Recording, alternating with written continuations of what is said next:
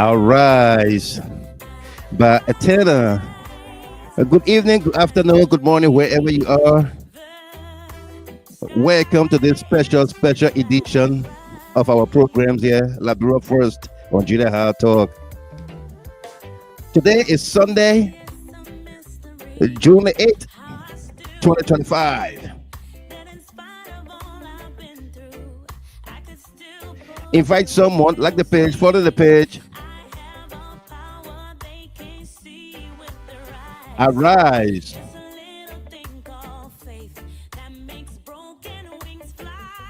Arise. J. Funati Kofa. Speaker J. Funati Kofa is going to rise. Representatives Dixon Lovely Sibo is going to rise. Abu Bana Kamara, District 15, is going to rise.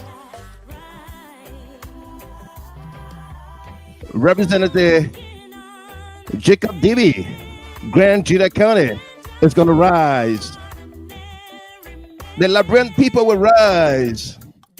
The nation will rise. There's a little thing called faith that makes broken wings to fly. We'll fly together. We'll rise together. We are hurting, but we are not down. We are down, but we won't die. We will rise together.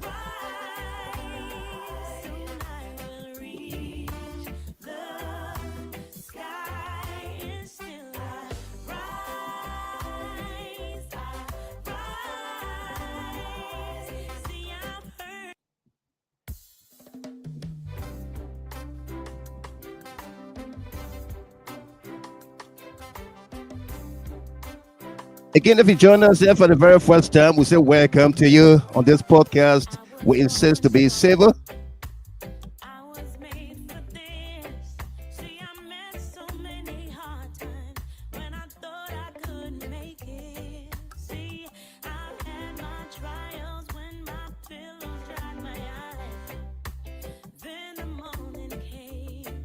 And my wings took flight.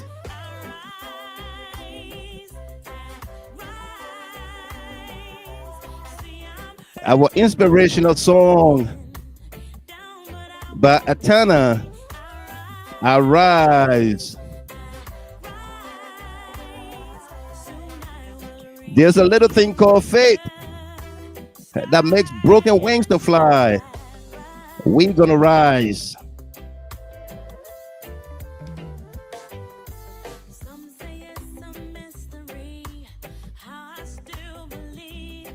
That in spite of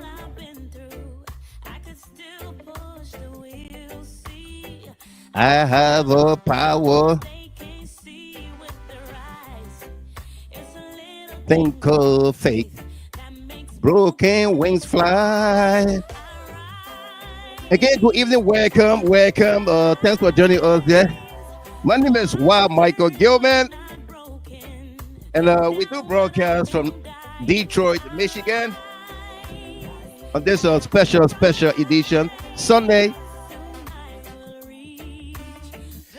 dedicated to Speaker J. Funati Kofa and his colleagues that are languishing in the South Beach prison compound for nothing of their own, nothing they did that got them there, but greed, power, vengeance, hate, animosity got them where they are today.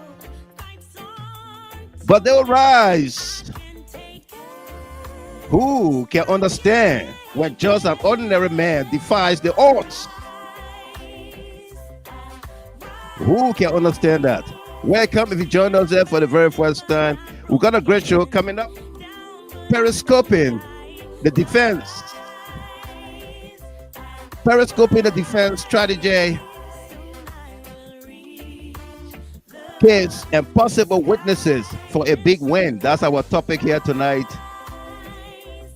In other reports, His Excellency President George Weah led an array of opposition leaders, including former Vice President Joel Howard Taylor, the former Minister of Foreign Affairs for MOVE, the Maxwell Kemayah,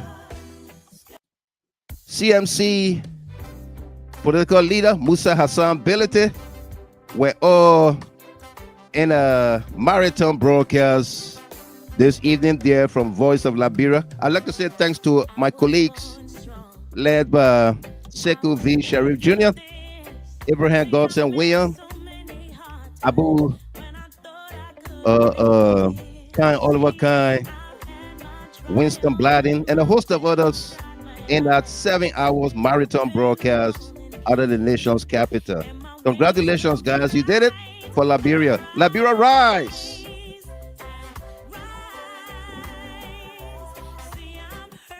If you are celebrating your birthdays, anniversaries, and special milestones tonight, we say congratulations to you. This broadcast is dedicated to you as well, okay?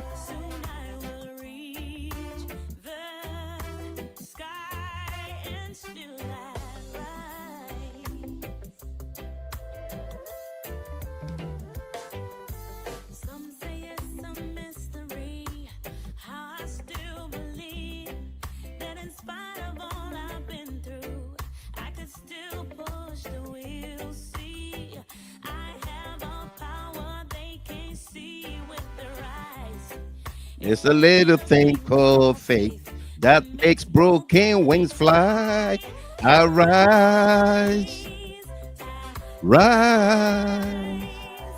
Though I'm hurting but not broken, down but I won't die. I rise, rise.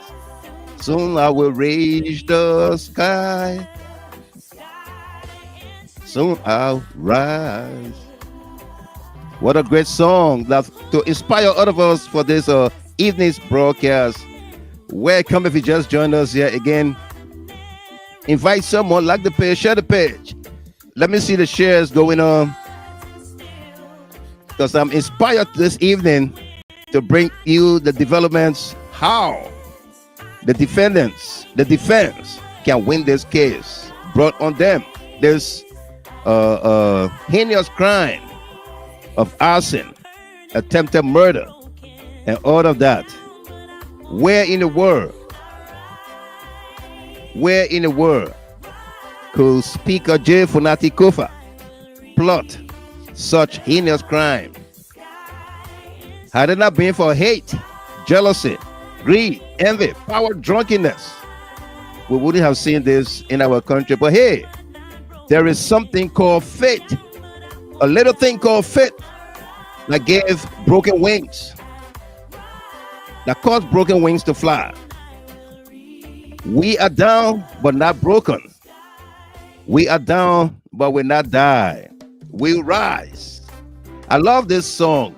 I can keep playing it till you get into the mood that I'm in. All right, again, I love this song so much, so well that I've listened to it over and over and again since I came across it, and it's called Fate. Little things. Let me put the lyrics up for you.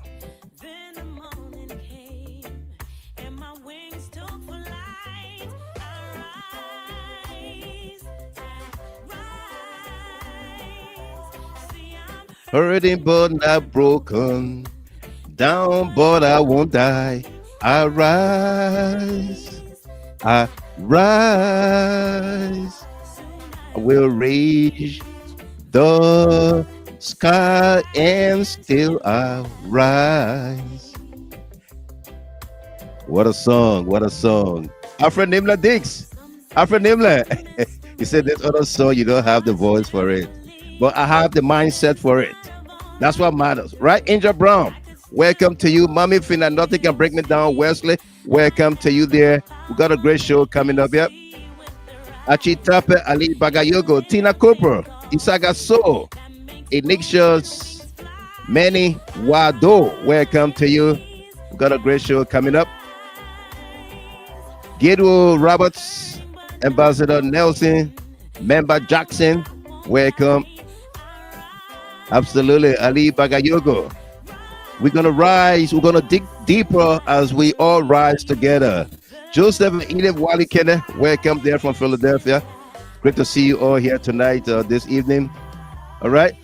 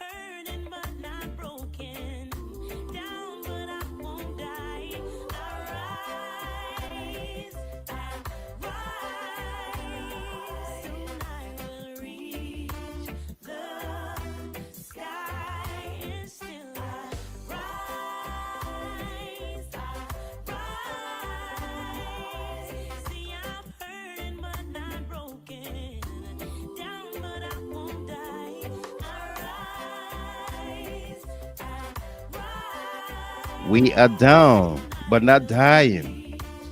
We are broken, but not despair. Still, we'll rise. We're gonna rise. The music there by Etana. You can find it on YouTube. Listen to it. Somebody said, I don't have the voice for this song, but I have the mindset for it. Okay, and that's where I want to take all of us tonight to be hopeful, to be faithful, to have faith. All right, to have faith in all you do, because there is it is faith, F-A-I-T-H, that makes broken wings to fly. Faith made Lazarus to wake up from the dead after 3 days of dying, buried and everything. But faith in his sister caused her brother to rise up. And that's what we all have. Well, that's what we should all have. We heard our leaders speak today via the voice of Liberia, owned and managed by Sekou V. Sherry Jr., my junior brother there, and a host of journalists that joined in the marathon broadcast, 7 hours. And the messages were all in unison, oneness of purpose, calling on Liberians, seditions, civil servants, you name it, civil society groups, and everybody to show up tomorrow at the Temple of Justice as Speaker Kofa and others are arraigned in court for crimes that they didn't commit. But in show of support and solidarity, our leaders are calling upon everybody to join in tomorrow.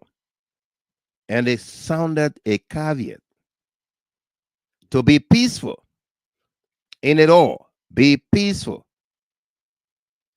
Don't go raining insults on anybody at anybody, but be peaceful. Be polite. Despite the fact that the police have been very brutal, you heard when President Weah sealed the deal for tonight on that broadcast. He said, I expect the police will be professional, they will be civil, they will be, law abiding themselves. They will be professional. Despite the fact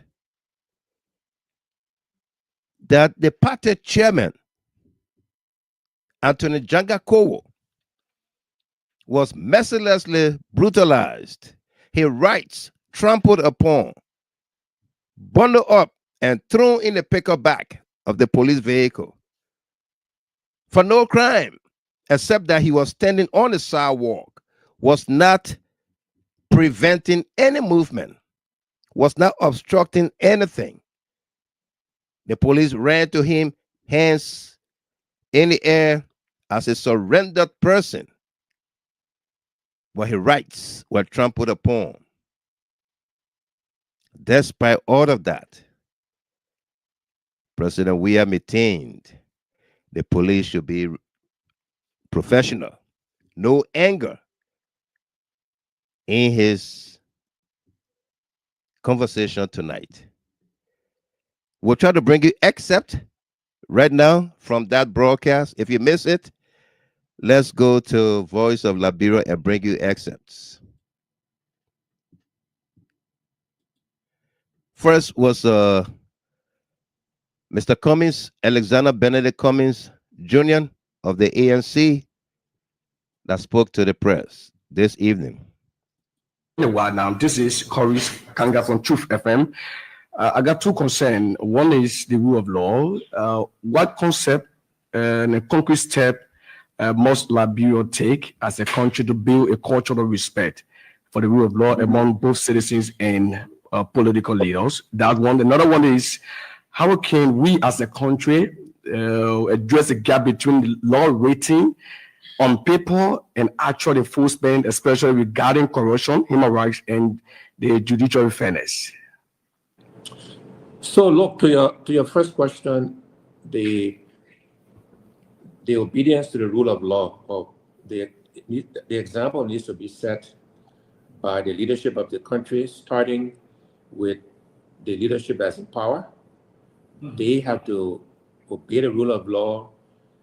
They have to set the example through their behaviors and through their actions. And so far, unfortunately, this government is not doing that. But it starts there. And then it starts with the rest of us who are quote unquote leaders. And leaders in politics, leaders in business, leaders in civil society, leaders across the board in the churches, in the mosque. All the leaders should set the example and follow the rule of law. And then our people will do the same. It's not about what we say, it's about what we do. It's about our actions. And that's why I emphasize freedom of assembly tomorrow, but peacefully. On your question about, and again applies to rule of law, about corruption, etc.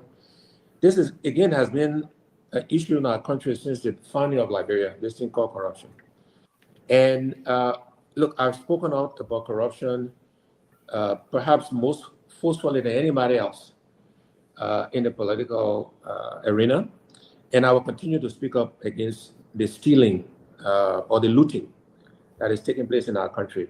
And again, that process will only change when the leadership in the executive branch, legislative branch, judiciary branch begin to set the example, and there are consequences, right?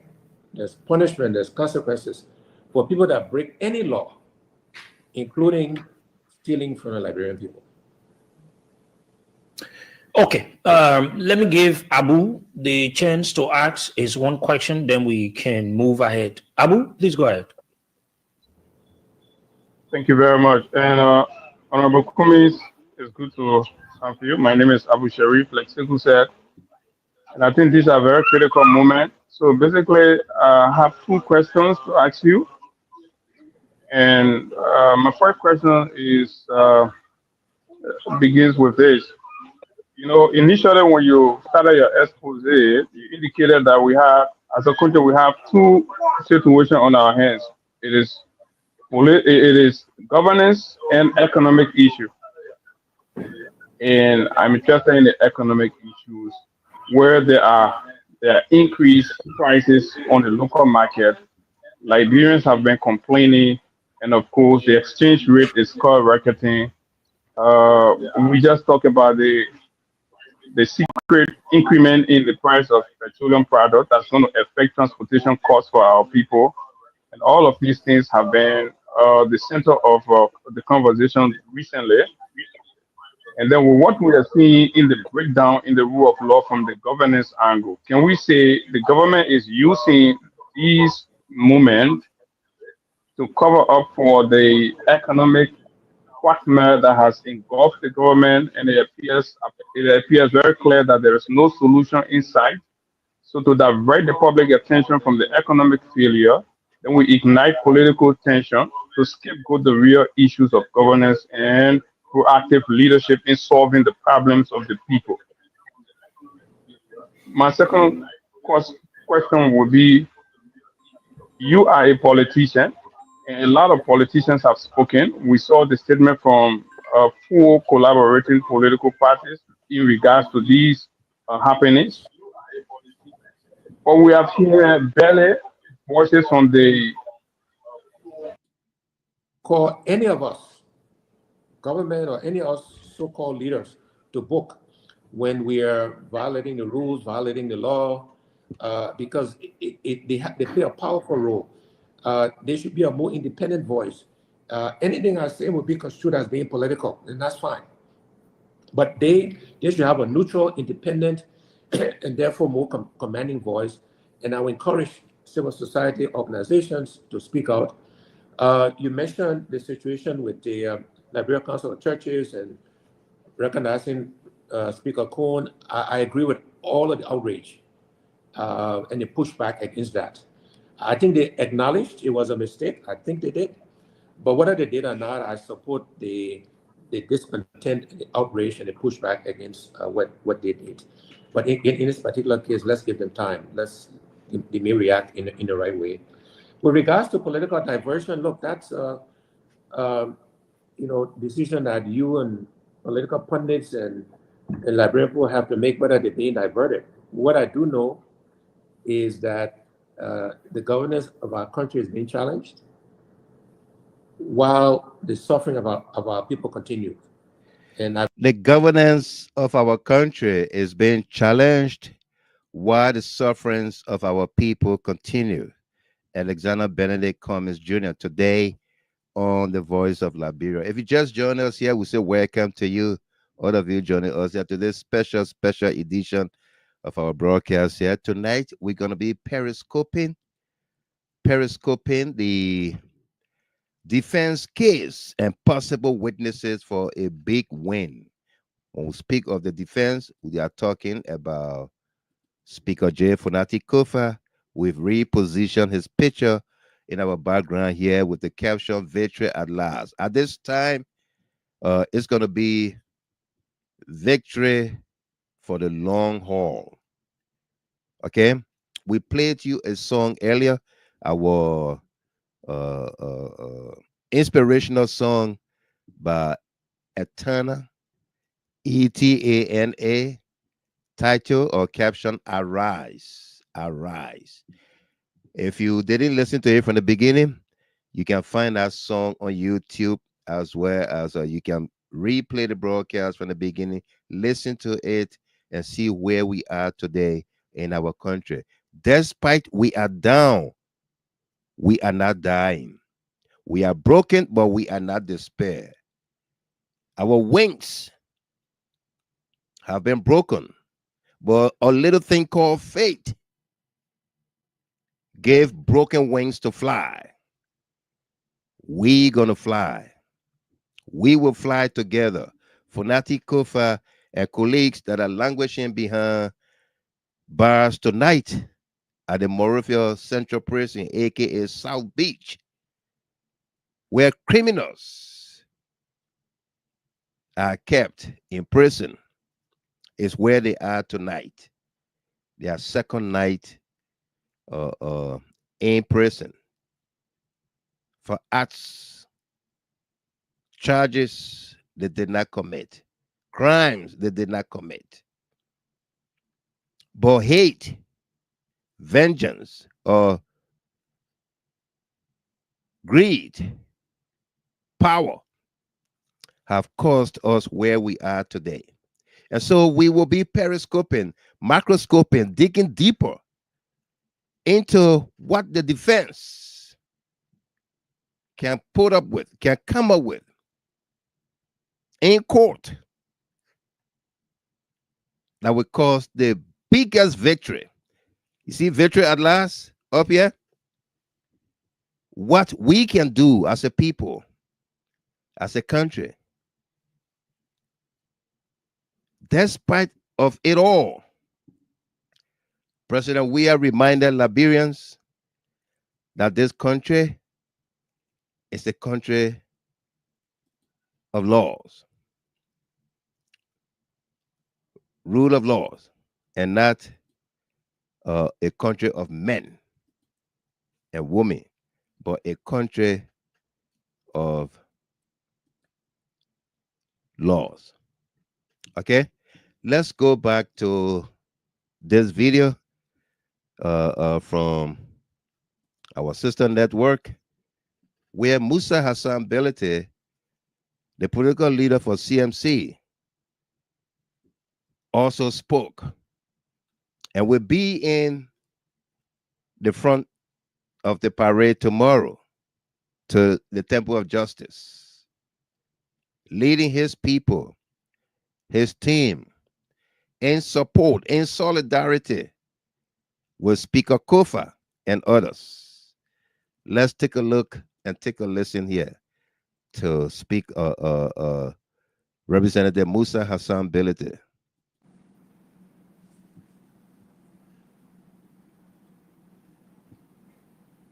Go ahead, Musa. We'll just ask you a question. Look, it's been coming. Unity Party has organized a systematic breakdown of governance in our country. They started it with the legislature, and they did not have any regard for any law, and they bullied the speaker out of office. They almost broke down our government. I mean, they broke it down. The legislature is gone. Absolutely. Nothing that is happening here right now will be brought before the chamber of any of the houses. That tells you where we are as a country. And the judiciary is hanging in there. With the going of the Chief Justice, we don't know what is going to happen. The president will have the chance to probably appoint 2 judges. Because if he picks a judge in the current bench, then it means he has to appoint a new one. We don't know where we're going. So we're not surprised. It was planned. It's being executed. My disappointment, as I've always said, is in the opposition. We raised this alarm ever since. Today, what we are doing now is what we should have done in the Capitol building. We should have, that's a political theater. We should have stood our ground. We should have ensured that, you know, the will of the Liberian people is not thwarted. Howbeit, where we are, the CMC position is very clear. We are not questioning the authority of the police to charge or to take anyone to court. We are questioning the manner in which it's being done. We are questioning the fact that after 5 months of investigation, you will call someone to come to you by 9, 10 o'clock, and you will say nothing to them, and at 5 o'clock, you will say it's late, and then you will lock them up. That's abuse of power. Those people should have been sent to court on Friday, and they should have been given the chance to file in their bond. Because if you have a case against them, it's not in these technicalities. It's in the court where you will adduce evidence, and then they will go to the system. The other thing is, we're hearing that the government intends to increase the amount of money for the bond. They cannot do that in this case. I'm not a first-class lawyer, but I'm a primary school student in law, and I know that a bond is required in a case where your action could have benefited yourself. And in this case, when you burn a house, absolutely that doesn't financially benefit you.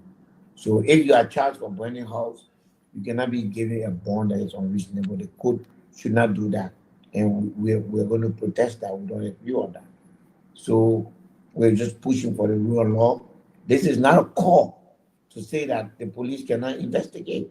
This is not a call to say that the police does not have the right to do it. This is a call to say the power that the law has given the police and the Ministry of Justice should not be abused. It should be properly used in the right of the individuals in concern. There are some other legalities that the lawyers will go through, including whether or not you can arrest a lawmaker while he's in session. That is for the lawyers to look at. Hopefully, we'll see what comes out.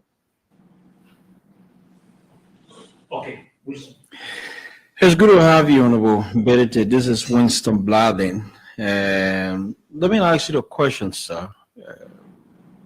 From what happened at the Capitol building up to the burning, the arrest for your colleagues being barred, I remember as a legislative reporter interviewing you, you said you were never going to allow the rule of law to be thwarted. You were standing with the rule of law. But to summarize everything, the government of the day did not listen to you. I know how you feel. Your very good friend, Councilor Jonathan Fonati Kofa, currently being barred at the Morville Central Prison. You are a political leader of the CNC. What do you intend to do? We just left the line with Honorable Benedict Cummings of the ANC. He has vowed to be in flesh tomorrow and blood at the Supreme Court of Liberia. What does the CMC intend to do, sir? Yes, we intend to do the same thing. We intend to be at the court. We intend to be orderly. CMC is a law-abiding political party. We do not intend to cause any chaos. We do not intend to join in any fight with any law enforcement. We expect law enforcement to allow us the chance to be there and let the law take its course. We do not accept any further violation of our laws, and we hope that the government will see that. The right of the citizen to protest, those actions are there, and if we realize that they have violated those rights, we will exercise our right to protest. So you want to ask then? Okay. So you people are going to be going out tomorrow. Your partisans are listening to you. Each of the political parties in Liberia, they have their own way to communicate to their partisans. How can you communicate to your partisans tonight in terms of encouraging them to join the fray so that your party presence can be felt on tomorrow? Oh, we've already done that. We passed through the party structure, and we've insisted that our partisans come out, but they must be peaceful. They must not be confrontational. They must be cognizant of the right of other people to move around, and they must be orderly. But we exercise our constitutional right to assemble. Mr. Cummings, Mr. Bility, I asked Mr. Cummings the same question. You people are going to the court tomorrow, and you will be expecting a particular thing to bring back home your colleagues. And if you get there tomorrow and the court deny any of them of coming back, or maybe the bond that you mentioned, what exactly you political leaders would do about it? So we are expecting fairness. We are expecting justice. We are expecting the court to exercise proper judicial order, and that if the court denies, there are procedures to follow. I mean, we will not, take the law in our hand, but our presence there is to show that we are not taking this lightly. We'll not ask our partisans to say if the judge say they cannot release them, and therefore they will jump on the street and start breaking things. What we're going to do is to make sure that you will see people on the street demonstrating if the government start to manipulate the system, if the government try to manipulate the court system, if the government try to go to the insurance companies and tell them not to issue bond, then we'll have no choice. We'll get on the street. But as long as the rule of law is respected, CMC will not, the judge saying tomorrow, first of all, we don't see any reason why these lawmakers who are currently representation of the people, who could be denied the opportunity to represent their people constitutionally.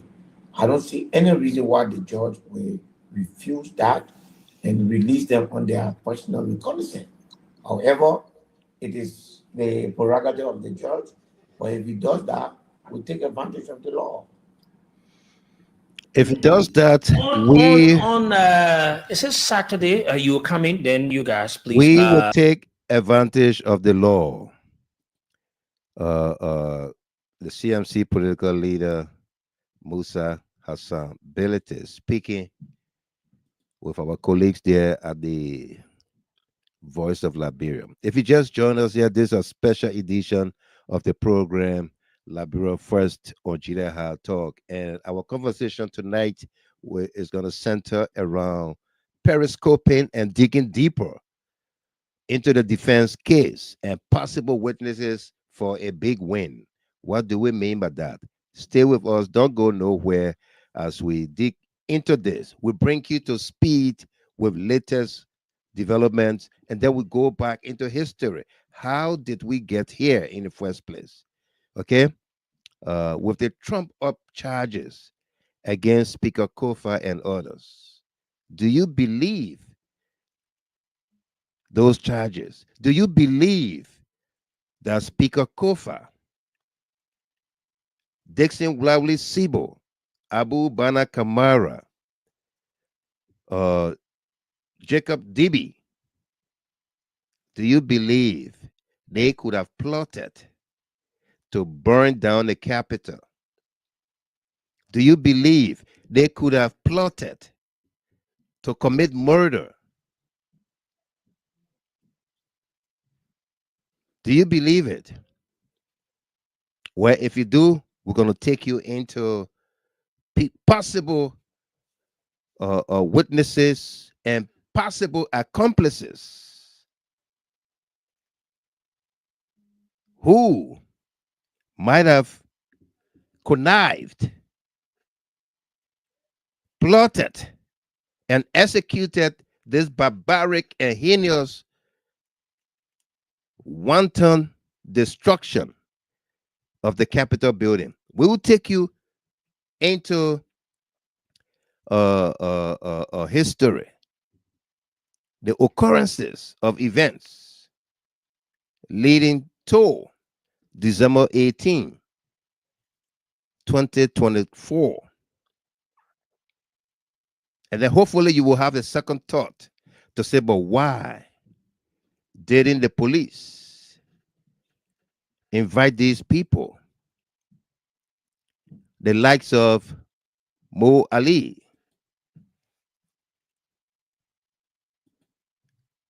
Representative James Collier,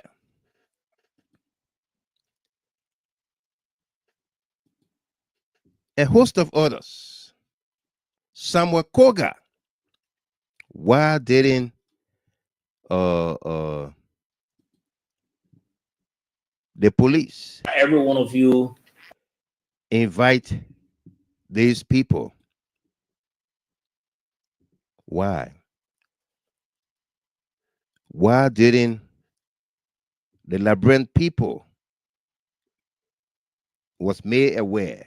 Why wasn't the Liberian people made aware that the Capitol building was either manned, protected by law enforcement, joint security, police, and whosoever, the night of December 18, the police have not come out to tell the Liberian people we have police officers assigned that night. We've interrogated them. We've taken statements from them. And these are the reports. Why haven't we been told yet? Why?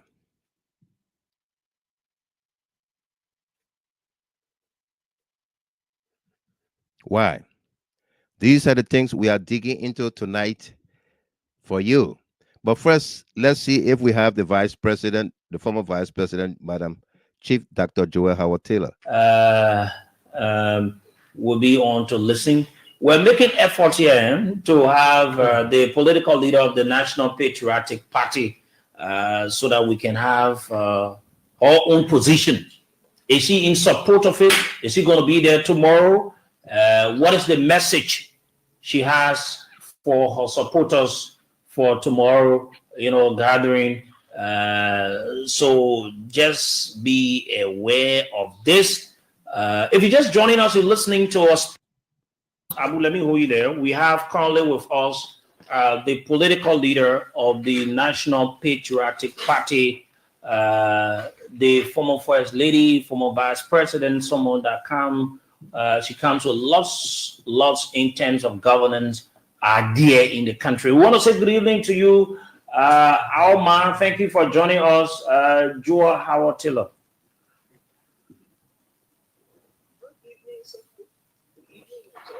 The platform. Good evening, Liberia. Great. It feels good to have you on the Sunday. First of all, how did you see the Sunday? How was service today? Well, Sundays are usually my days for myself, so I do church and do family time. But today I went to the prison to see former speaker and other lawmakers who were incarcerated. So it was a very sad day for me today, seeing them where they were. How exactly, what ran into your mind seeing your colleagues, people that you've worked with in the past, and seeing national leaders being treated the way they are currently treated? What ran into your mind? The first thing that came to my mind is how divided Liberia is. Because since the arrest of former lawmakers, I've been paying attention to the media, the social media. People are saying all kinds of different things. Sadly, we have already condemned people, but as a lawyer, I know that everyone is innocent until proven guilty. So as far as I'm concerned, they are innocent until the state can prove that they are guilty of the charges that have been levied. And no one's looking at that. Everybody is saying, oh, they did it to other people, so we're doing it to them. There's a lot of hatred in our communities. There's a lot of division amongst us. And it's sad that a country almost 180 years will keep doing the same things. The circle continued from the 80s to the 90s to the 2000s. We're still in that circle. And my prayer today was, oh God, when does this end? When do we love one another? When do we unite as a people? When do we build? Because in the midst of all of this, there can be no building. Mm. When you are destroying something, there's no way you can build it. Mm. And I think Mama Liberia deserves rest. Mama Liberia deserves peace. Mama Liberia deserves unity at this time. And I don't see that happening. I just see more division. The country is divided on blue and green lines. And, if we're not careful, as I said before, I don't know how far this will go. Something needs to end. Something needs to end this cycle of violence, this cycle of anger, this cycle of hatred that we've gotten ourselves caught up in. And for me, that was a sad part of my day, just coming to grips with that fact. Mm. Okay, thank you very much, Alice. Now, we have a very serious issue in the country not to take much of your time, are you going to be part of political leaders tomorrow that will converge on the grounds of the court in support of lawmakers that have been treated by the government in such humiliating ways? I would definitely try my best to be there. You know, I'm a part of the opposition, and I usually would, fall in with them when anything is happening, because we must come together. This is I think this is an attack on the opposition, and all of us need to stand together by our voices, by our actions, by our words. On Friday, a picture showed up that broke my heart. I saw General Carlos Gray standing alone on the grounds of the court, and my heart was just broken, because it could be anybody. Sometimes people are saying, "Oh, it's not me, so I don't care." That them, let it happen to them. But it goes beyond us and them in a situation. And I saw Carol stand up by himself with his hands folded on his chest, seemingly as a lone soldier. What I pray for tomorrow is that the laws of our nation will take preeminence over everything that will be happening there, and that this is a bailable offense. I don't think those lawmakers that have been elected by their people will run away. I pray that they will be given a chance to perfect their bonds, and that they will be released. And that when the process begins, when the court process begins, we will watch the case and make sure that the law will be the law. So this is a long, long process. I don't think it will be a day. It will be. It's not an event. It's a whole process that we have to watch and pay attention to. So I will be following the process very, very, very closely myself to see and to ensure to add my voice to the voices of those who will be gathering, whether tomorrow or any other time. But the fact of the matter is, I'm praying that the laws of our country will be respected. The case is now out of the executive branch to the judiciary. They have their own responsibilities. They have their own laws. They have their own statutes. They have their own operations that they must do. And I pray that will go according to the laws of our country. Now, we're requesting or hoping to see that the court tomorrow will do the needful is one thing, and the court itself doing the right thing is another thing. Why, if you political leaders going to the court tomorrow and not seeing those of the lawmakers being allowed to be signed for, or maybe bonds being issued towards them? What next will you political leaders do about it? As a law-abiding citizen, we have to take cue from Fonati's stand in this whole process, that he will follow the law to the letter. I think we will do our part, and we are hoping that the court will do its part.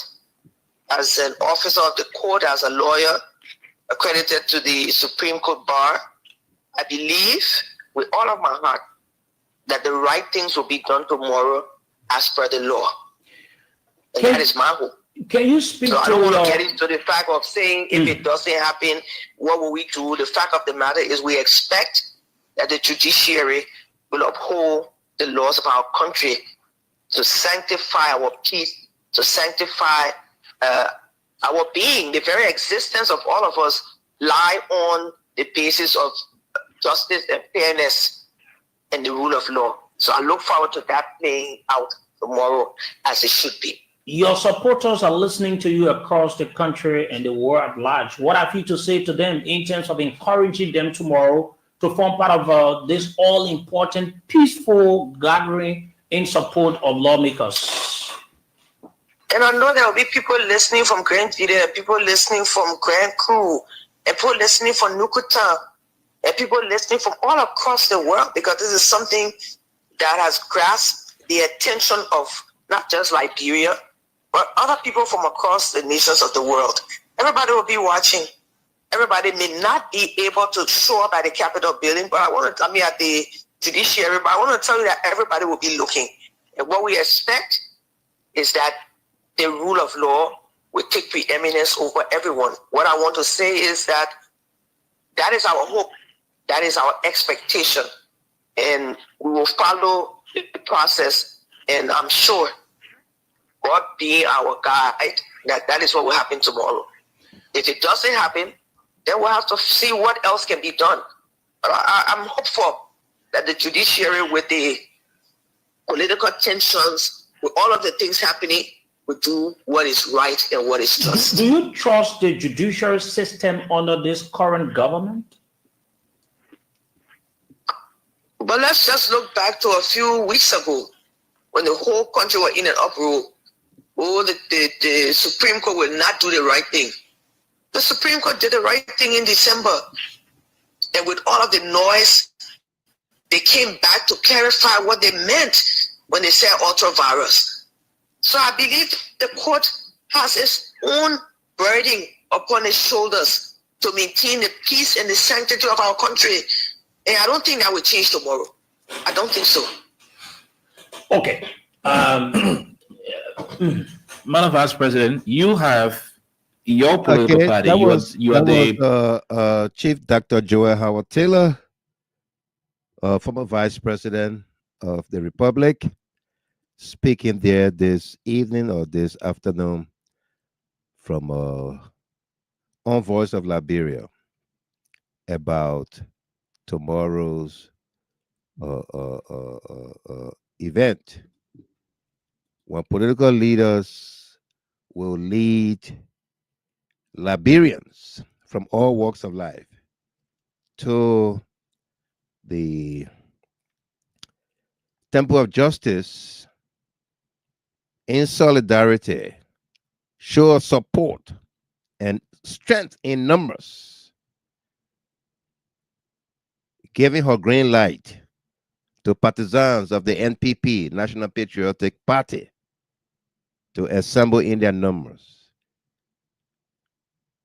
stating categorically to be peaceful, and that she anticipates the court again will do the right thing, as the Supreme Court did in her ruling in December 6, 2024, subsequently to the simple Liberian colloquial ruling in the same exact case. The Bill of Rights, a Bill of Information ruling, that the court again will do the right thing. Emphasizing that, okay? Emphasizing that the court will do the right thing. If you just join us here, this is the program, Liberia First on Judea Hard Talk. We are coming to you from Detroit. Our conversation here tonight centers on the theme, the monologue, Periscoping, digging deeper into the defense case and possible witnesses for a big win. Let me say hi to one of our senior analysts, A.B. Kone from New Jersey, and then we're going to bring on the next political leader for MOVE, former Foreign Minister D. Maxwell Kemayah, also appeared today on the Voice of Liberia. AB, welcome. How you doing? Yeah, my brother. Good evening. And let me say good evening to the followers of GHT, and of course, good evening to the people of Liberia, both at home and abroad. It's a great day today. It's the dawn of a new political era. Right. That we believe that it will be for the common good of the Liberian people.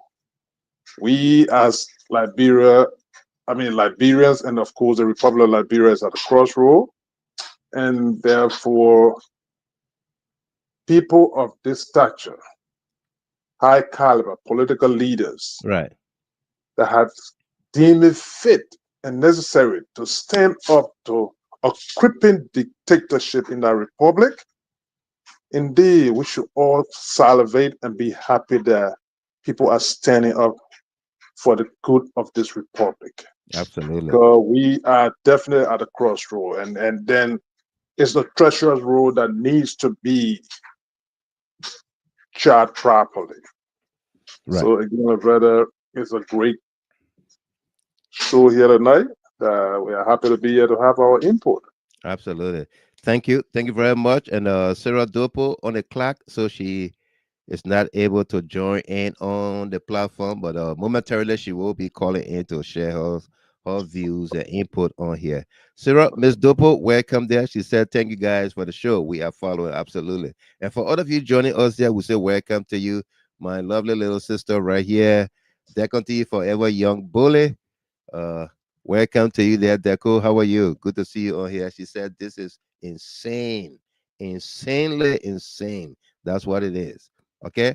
And you know, my brother, before you get to the next speaker, Yeah. Ambassador Kemayah, Yeah. I just wanted to point this out.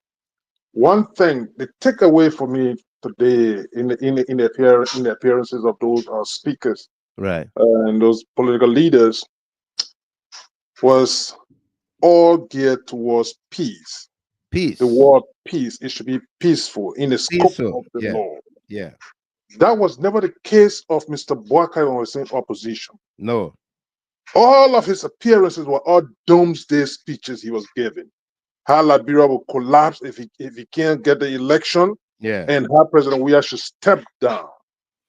But this is not the case of this. These people they would never, and I know the caliber of people that spoke today, they would never advocate or even identify a situation that would call for the unconstitutional dethronement of the presidents of the republic. They would never do that. No. But indeed, they appear today, they admonished and reiterated that this is peaceful and we are going over there in solidarity Solidarity.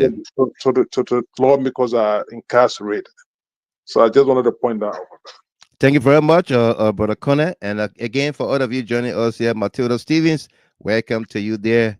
Mas, UJ Oneware, welcome to all of you. My lovely little sister Salome from Seattle, Washington, welcome there. Lady Domba, Abubakar, welcome to all of you. Okay, our next speaker here is the Honorable Ambassador D. Maxwell Kemayah Sr. Also today on The Voice of Liberia, where he highlighted the need for the rule of law, that tomorrow's march on the Temple of Justice, he fully supports it and must be peaceful. Okay, let's take a look and take a listen here. Monique Walker, where are you? I haven't seen a comment from you. In the second hour, we will take your calls. Okay, but after we've laid the case out, what we call periscoping and digging deeper into the defense case and possible witnesses for a big win. After we brought that to you, we will open up the lines, take your calls. All right. Welcome. Sam Ricks say he's just joining us. And Amaya Kane said, "My name is Amma. I'm watching from Lofa. Welcome. If you are joining us for the very first time, all of you that are following from across Liberia, we say welcome to you. We love to see people watching the show from Liberia, because this is intended for you, actually, to enlighten your minds for decision making. That's where we are today. The decisions we made got us here today. So let's take a look and take a listen here to Ambassador D. Maxwell Kemayah. Of the political leaders to come out now and speak to their supporters. We want to say good evening to you, Honorable D. Maxwell Kemayah. Thank you for joining us tonight. Hope he's getting us, though. He's live. Good evening. Yeah, he's in. Yeah, he's there. Good evening, Honorable D. Maxwell Kemayah. Thank you for joining us tonight. I know how it feels, most especially on a Sunday after the weekend, and you are joining us. how is it with you and your political party? Firstly, let me extend thanks and appreciation to all of you, our esteemed members of the Fover State, who have taken on this initiative as it relates to reaching out to us as political leaders of our respective political institutions concerning pressing national issues. As you are all aware, to be precise, on the 6th of June, upon getting information of the invitation of lawmakers who are currently in custody and the one that was released, we religiously, sorry, we religiously follow. Yes, go ahead. You came in first. We religiously follow the situation at the police station, owing to what was obtaining the Alternative National Congress, the Congress for Democratic Change, the Movement for Economic Empowerment, and the Citizens Movement for Change through their respective political leaders released a statement calling on the government of Liberia to uphold the principles of justice and democracy by ensuring that those who they had and still have within their custody are accorded due process. But from all that has been obtaining, the situation is disturbing. It is disturbing because it is, as we indicated in our statement, it is reminiscent of the darker days we had in our country, days that none of us who signed on that statement, and even other meaning Liberians, wish to return to. No more do we want to return to such darker days where people were arbitrarily arrested and without being accorded due process, locked up in prison. So we don't want a repeat. And we urged the government in that statement to see reason to unconditionally release the former Speaker of the House of Representatives, Honorable J. Funati Kofa, Representatives Abu Kamara, Jacob Dabi II, and Dixon W. Sibo. And we reminded the government that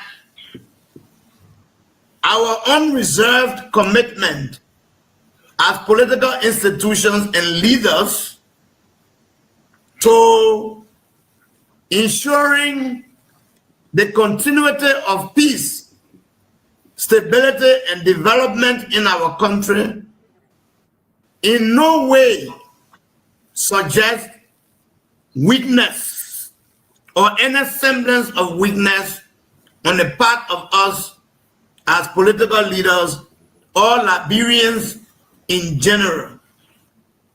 And the government, as we indicated, and a position we still maintain, has the greatest responsibility to act in ways that will project peace and stability in our country. Adherence to the rule of law. Liberia is not a country of men. Liberia is a country of laws. We have constitutions. We know very much what failure to adhere to constitutional order led us to in the past. And no more do we want to return to such a past. How in this world do you invite citizens? Forget that they are lawmakers. Even if they were not lawmakers, even if they were not lawmakers, even if it had not been the former speaker, Kofa and the rest, if it had been any other ordinary citizen, you cannot invite people to the Liberian National Police and keep them there from as early as 10 o'clock in the morning without going through any tangible related investigative proceedings, and only to wait for courts to close.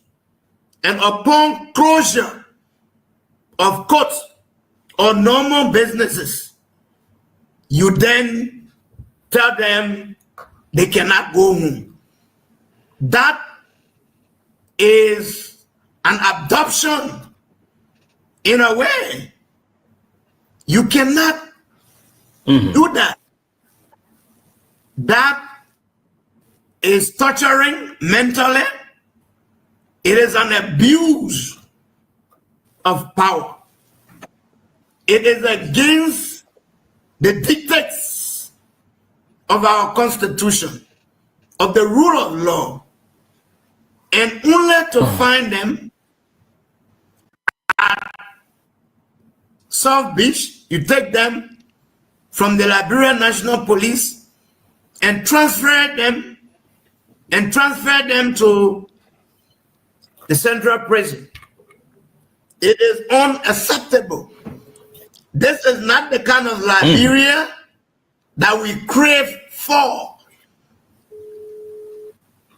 The government of Liberia is supposed to be in the lead as it relates to setting the pace for adherence to the rule of law.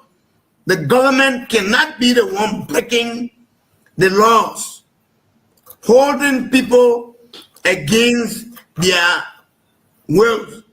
All of those lawmakers who are in prison now are political prisoners.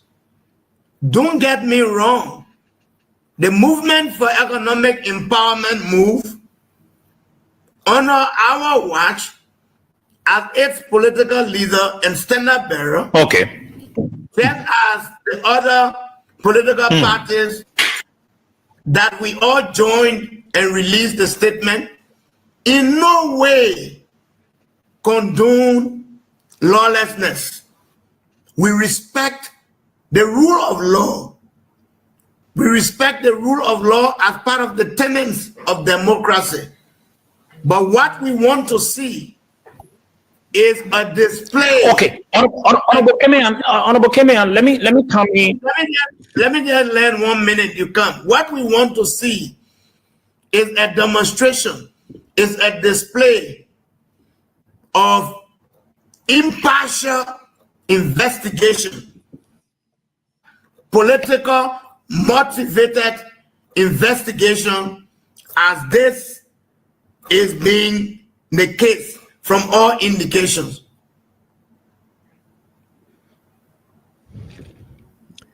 D. Maxwell Kemayah, the former Yes, you you get the asked me. question? No, I did not. the former Minister of Foreign Affairs was also on there this evening speaking to Liberians and his partisans, encouraging them to come out tomorrow, show support in solidarity with Speaker J. Funati Kofa and others, that the rule of law will prevail. Okay? I see my longtime friend Thomas Asumana is following the broadcast from Maryland. It's great that you are following and you commented today. I know you do be looking in the background and not shy. You shy away this time. You don't say anything. But good that you are here tonight and you can comment openly, talking about we are following the rule of law. I hope that's the case. But you don't take people or former speaker. You don't call him to the police station, asking to be there 10 o'clock. He arrived at 9 a.m. And you kept him and others there until after 5 p.m. when the courts are closed, judges, everybody gone home. That when he's charged and taken to jail. Okay? On the weekend, on Friday for that matter, you bring up these trump up charges. Monique Walker, she says, I'm here. I'm waiting on the Periscoping session. Yeah, it's coming up right after His Excellency President Weah makes his debut. A very powerful message by the president. And of course, then we'll go into periscoping the defense, periscoping the defense, periscoping and digging deeper into the defense case and possible state witnesses or witnesses for the big win. Okay, that's what we're going to be doing momentarily. And so if you join us here, welcome to you. Great to see all of you here. Julie K. Rumble and my daughter, Myfly Reese Unique from Canada. Welcome to all of you there. Joyce Lomaga Wim, welcome as well. Okay, we got a great show here. In the second or the third hour, we'll open up the telephone lines for you for your participation. Okay, of course we are flanked by AB Connor. AB is here with us. Okay, to help do the task tonight. Okay, let's go back to Monrovia and welcome Sekovi Sharif and others, our voice of Liberia, where President Weah made a passionate plea as well as gave the marching orders to seditions to assemble tomorrow, yet be peaceful despite the brutality, police brutality shown to citizens, shown to the party acting chairman, CDC acting chairman, Anthony Janga Kowo. We have the video. We're going to show it to you as well.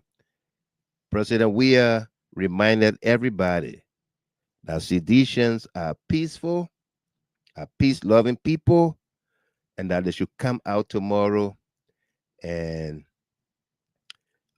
be peaceful. Okay? And my sister right here, Patience Grain, welcome to you. No, Monique Boyu, welcome as well. Josephine Campbell, welcome to all of you. Binta Barito, welcome there. Let's take a look and take a listen. Victor Ogonti, welcome.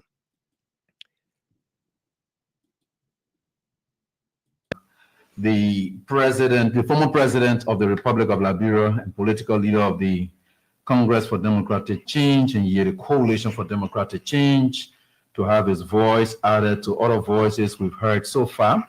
But currently, as we speak, he's in a strategic meeting and with his party officials making some final plans. So we just thought to about our time, as promised, to you audience out there. Let's say that good evening to you, Mr. President, good evening and welcome to the special edition of Political Talk right here on Voice of Liberia.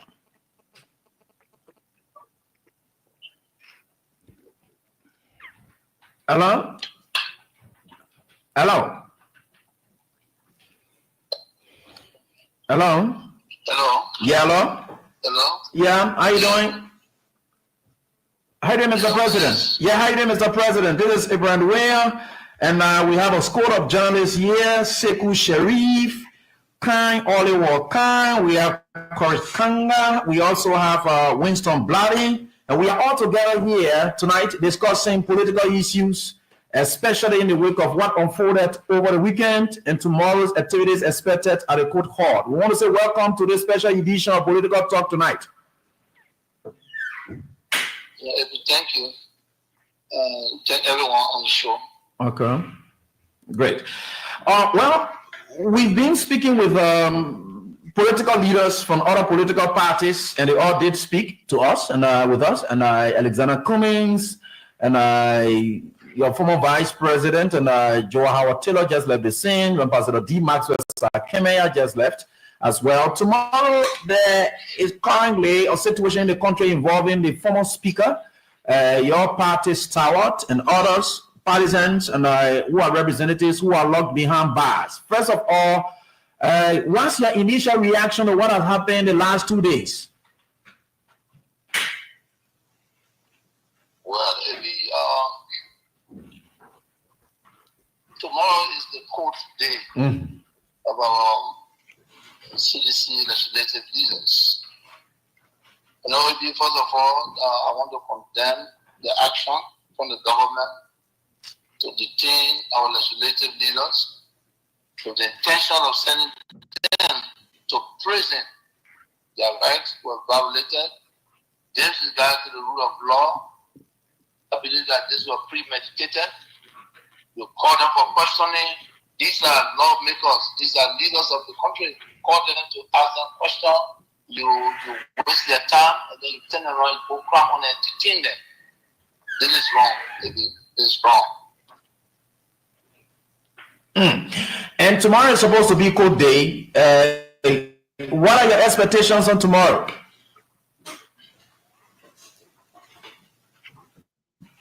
Well, I hope tomorrow we expect that the government will grant our CDC legislative leaders on bail because these charges are bailable. That's what we expect tomorrow.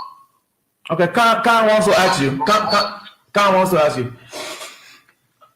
Okay, Mr. Former President, the other political leaders who spoke before you made it clear that they are going to be assembling on tomorrow with their partisans. Mr. Alexander Cummings of the ANC said that. Honorable Musa Hassan Bility, similarly with Madam Joe Howard Taylor from the NPP. You are the political leader of the Congress for Democratic Change. Will Liberians see you at the court? If so, will you be going to the court with your partisans? What will be at the court tomorrow? And we invited all our citizens, seditions and coalitions members to attend our peaceful day tomorrow at the court to give support to our legislative leaders. I will be there by the grace of God. So seditions honor your voice can be rest assured that you will be there and you are calling them to accompany you as their political leader. Is that the reading? Well, I'm calling on all citizens, all of our parties and well-wishers and sympathizers to come to the court, be peaceful, and to support our lawmakers. It's very important for us. We want to boost their morale while they at the final stage. I think it's good for us to go there. We'll be peaceful. We'll be there to listen, and then I will hope that the police will be there to accommodate all of us. Okay. Then those that are going to give the verdict. Okay. Go ahead. Good evening, Mr. President. My name is Koris Kanga, and I come from Truth FM this evening. Just one quick concern.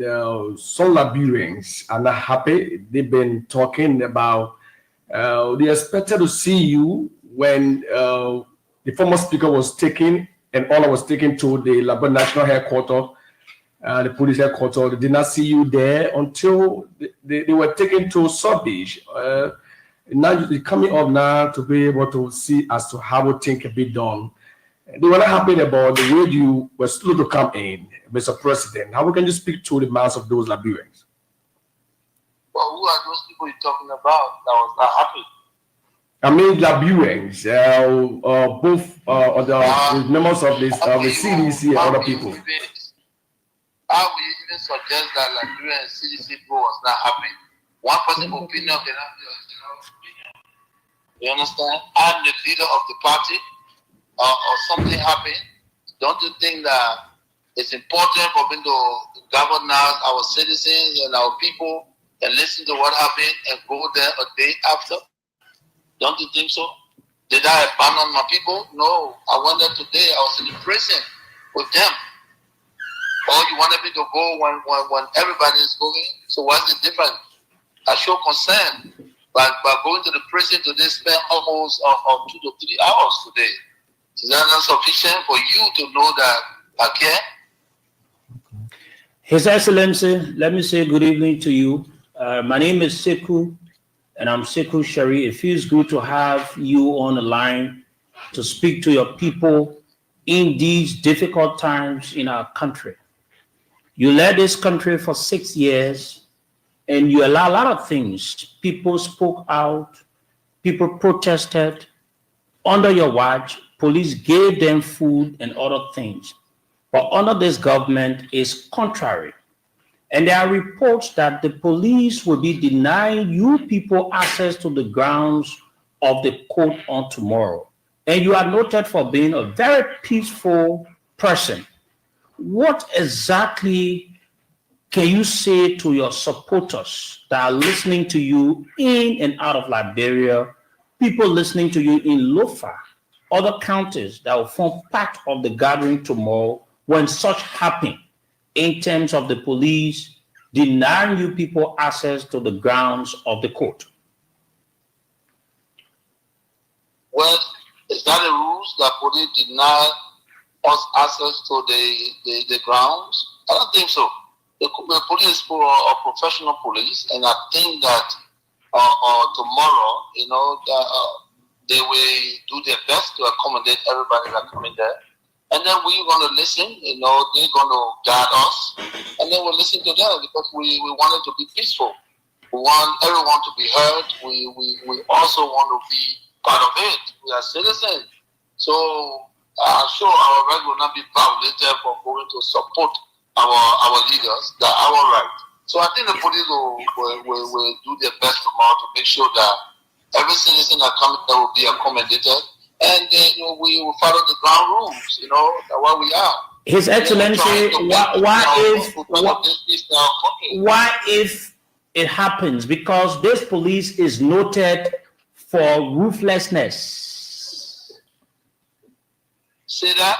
I said, why if it happens? Because this police is noted for ruthlessness. Well, I led the national police, so I would not make that statement because on national police. So when I show they stay in the force, they understand the system, and they know that they have to make sure they are to protect the citizens in our countries. So I don't think that it will be right tomorrow. The police, they have to do their best to make sure that we come there to listen to the verdict. So we don't expect anything less than that. We want to be peaceful. We are citizens of the country. We have rights. The police also have rights. And I don't think the police will organize those activities tomorrow. different leaders on the ground. Okay. There'll be different leaders on the ground. There'll be international community. There will be former presidents. So the police have a responsibility to make sure that the ground is calm. I'm sure you are so engaged tonight, having several other meetings with your partisans, which is very important. Now they're listening to you. Since today we posted that you're going to speak to the country, every one of the people outside of the boundary of seditions. Liberians are listening, wanting to know exactly what you're going to say to them. Can you take us a minute and speak to them and tell them what exactly they will need to do tomorrow? Well, citizens are calm people, and I wanted to be calm tomorrow. I wanted to be respectful to the police and understand the guiding rules in that terrain, in that area. And then the leaders. You know, that what we're going to do tomorrow. If you are aware, today being a tough day for me, I was at the prison today, you know, and then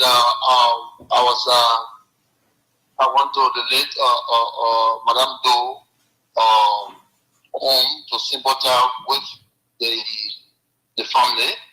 And then while I was in a meeting, they called me at 9th Street. My neighbor house was burning, so I ran right back from the meeting to make sure that we get the fire service, and the fire service did very well today. They did a good job, professional job. And then I came back home. So I came back home. I just got home, and then I was supposed to be on this air, but again, I know I'm a little bit late, but.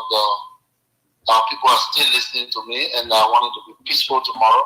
And we're all going to be there, you know, to make sure that we do everything for Liberia to move forward. Okay. Wisdom is about to ask. Okay. His Excellency President George Weah speaking there to journalists today at the Voice of Liberia in a 7-hour marathon broadcast. Again, we say thanks to Sekou Sharif Jr. and his colleagues there for a wonderful, wonderful job of making sure that the Liberian people are kept abreast of the happenings. Okay, you heard all of the speakers climax there by President Weah. And if you don't like that we calling him President Weah, then you can just go find somewhere else to hide. Once a president, always a president. Okay? Just as we are calling this gentleman behind me Speaker Kofa. Yeah. Okay? You see what there? And they don't like that we calling him President Weah, they can go find somewhere else to sit down. Yeah. Go put a head under the pillow. They can put their head under the pillow, or they can go drink kerosene. Yeah. And tip out gas. And tip out with gas near the stove.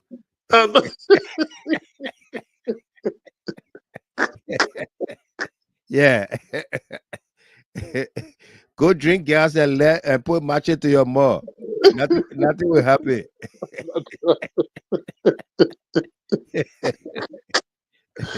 Okay. So there you have it. The speakers, the political leaders from 5 political parties spoke today. Yeah, Sarah Dopo said go ahead, hug the transformer. Absolutely. Okay. They all spoke today. They all spoke about the rule of law, about peace, about respecting the line of demarcation, where we stand as a country, as a people. Okay, that takes us into our conversation here tonight, periscoping and digging deeper into the defense case and possible witnesses for a big win. So, how did we get here? How? Rosalind Faith Grant, welcome to you. Dorothy Deza, you welcome. Funny girl, Masale, welcome. And Roger Bear. Directed Desert, yeah. How did we get here in the first place? How? How did we get here? It all started when Joseph Boakai took Speaker Kofa on a trip to Italy to see the Pope of all persons. Shook hands with the Pope, had prayer with the Pope in Rome, Italy. And while they were away, the plot to remove the speaker began. It began with this video right here, the distribution of monies. The distribution of monies, $15,000 per lawmaker. When the people are starving, when the people are hungry, when people cannot send their kids to school, the plot to forcibly remove the speaker began from this tape we're about to play you. And let me welcome my junior brother, Arvin T. Penu, is following from his hideout. Arvin, welcome to you. How everything? Everything super full? Welcome. And Cecilia Freeman, welcome to you there. She said Clinton, Obama, and Biden are still being called president in this country by the American people, be it Republicans and Democrats, and no one has died. nobody has died. Absolutely nobody. Yeah. Anna Taylor, welcome to you there. Commissar David, the plot was planned before the travel. Somebody's listening. Thank you. Yeah. The plot was planned before the travel. Absolutely. And okay. So Solosina, welcome. Melison Yadolo, welcome. Let's dig a little deeper into this plot and the possible playbook of the defense. What could be the defense strategy to putting up a big win? Okay, with faith in these videos we're going to be playing for you here tonight. What could be the defense strategy? Let's take a look and take a listen here. Television, along with other media institutions, we are in conversation with a group of lawmakers who, one of them was attempted to be bribed on today, and they managed to collect the official listing alongside with 15,000 United States dollars. It has been speculated that lawmakers have been offered money, but we have with us a Representative Cummings. Welcome to the media, sir. Thank you. You want to tell us what happened? How did you end up with this money and this listing? Why are these things here, sir? Yeah, for the past 2 days, there have been the news in and around the Capitol building about lawmakers wanting to impeach Speaker Kofa. Then we heard that a certain group of them are giving money up. You have to receive $15,000. Then after you sign and their mission is accomplished, then of course you can receive the balance of the money.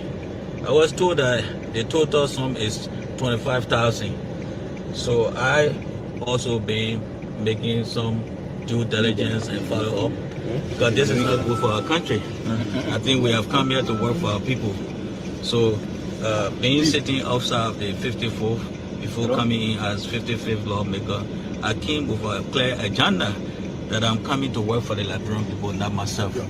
So I decided to go there and pretend as though I am part of them.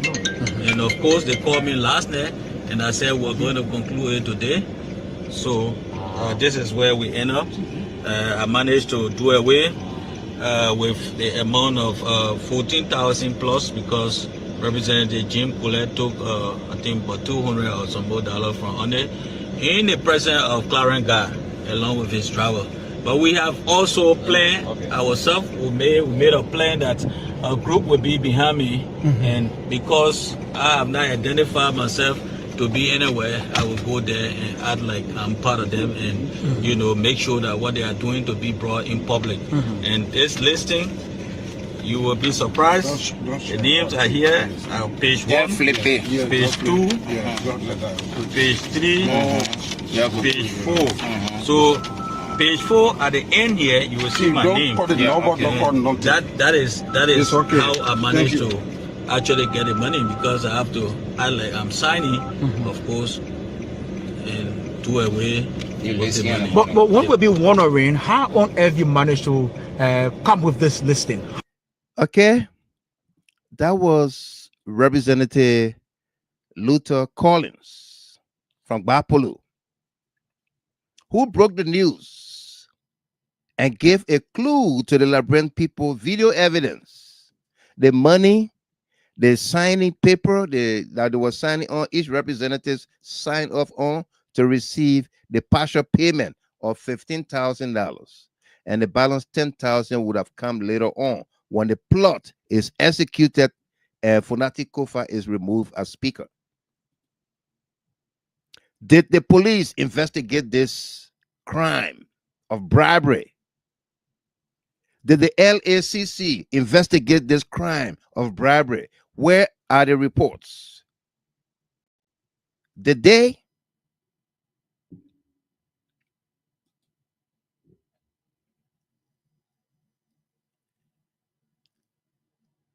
Did they even call Luther Collins, Representative Luther Collins, to say, where did you get this stack of money from? 15,000. He said, he mentioned that James Collier, who ordered the removal of the chairs from the Capitol, took $200 from that money. So he ended up with 14,800. In the presence of another lawmaker, Collier took $200. Did the police call James Collier? Did the police even call Luther Collins to say, these claims you are making, they are outrageous, nothing happened? And then what did Luther Collins say?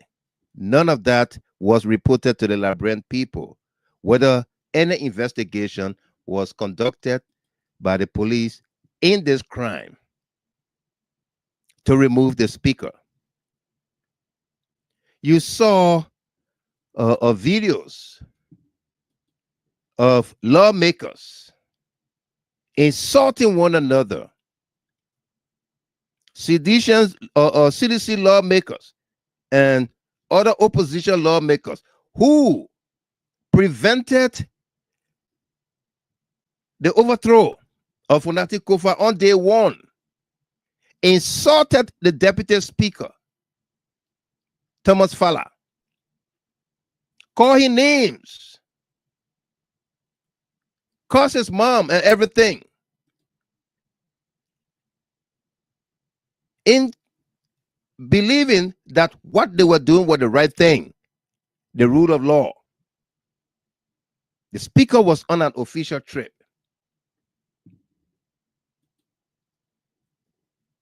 There were protests carried out on December 17 by Liberians. Okay? Liberians carried out a protest on December 17. And during that protest, a lot of things happened. Some of which we are about to show you here. Okay? On December 17, when the protest took place, Mo Ali, we are digging deeper and periscoping the the defense possible case for a win. Mo Ali trended on December 17, right after the protests. Right after the protest, Mo Ali posted this. It's gonna be a watershed news tomorrow. It's gonna be a watershed news tomorrow. What was Mo Ali talking about?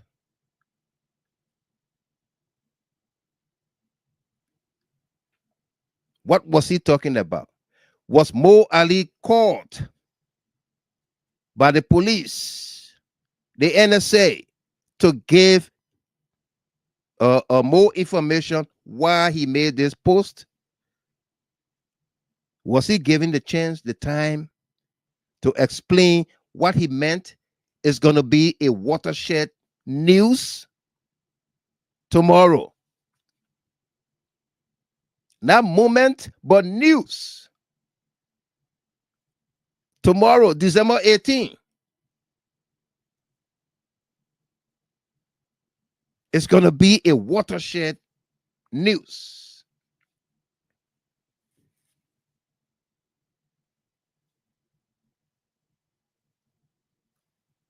What will people do with water in this situation? What will people do with water? Yeah? Let's dig deeper into this fast developing story or case of ours. Okay? We saw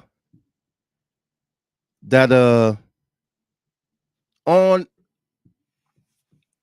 December 18, the building, Capitol building, was in flame. Capitol building was in flame.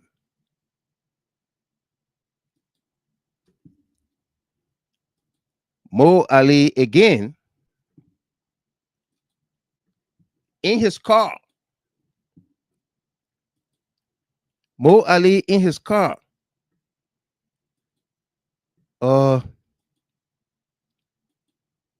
Did this video recording on a bypass. Mo Ali driving in his car. He's driving on the Capitol bypass between the Capitol building and the University of Liberia, Capitol Hill campus. And seated in his car, the car is moving. He's able to describe the fire coming from the Capitol building. He's able to tell whosoever he was talking to, his audience, that the fire is coming from the speaker's office.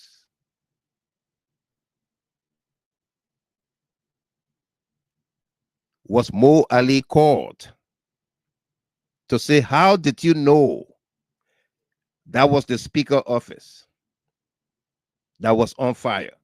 Was he called? Did the police even say anything to Mo Ali to invite him?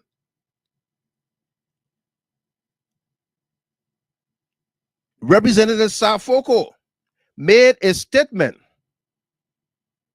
at the Capitol building in July 2024. July 2024.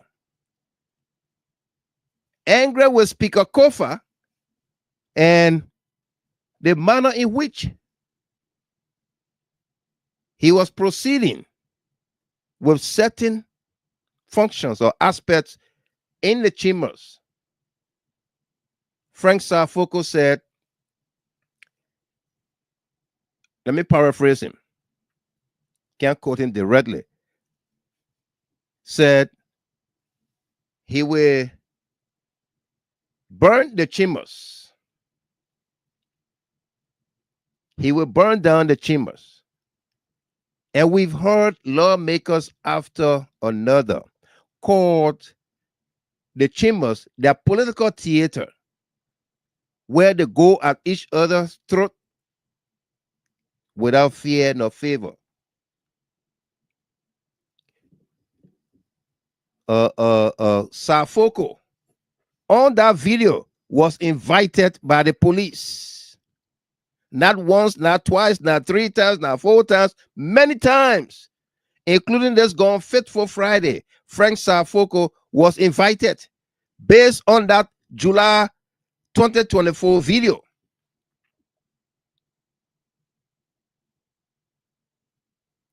So, December 17, Mo Ali made a statement. Tomorrow will be a watershed news. And this video I'm about to play for you, Mo Ali is describing the fire. Was he ever caught? Don't take my word for it. Take a look, take a listen to Mo Ali.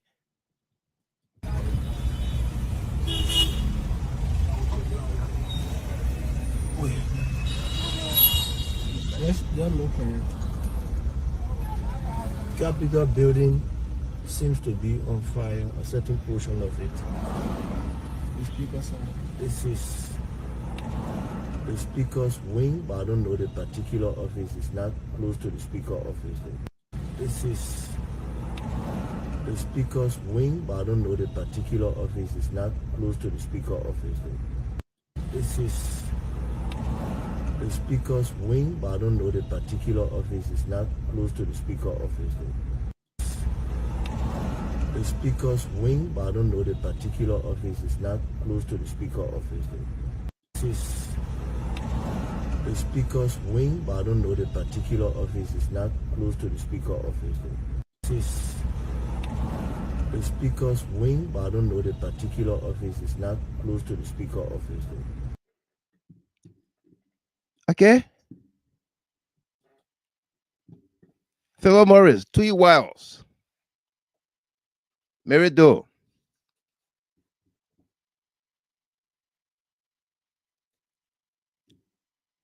Mo Ali describing the fire, where it's coming from. Sitting in his car, not on the grounds of the Capitol building, but seated in his car, describing the fire.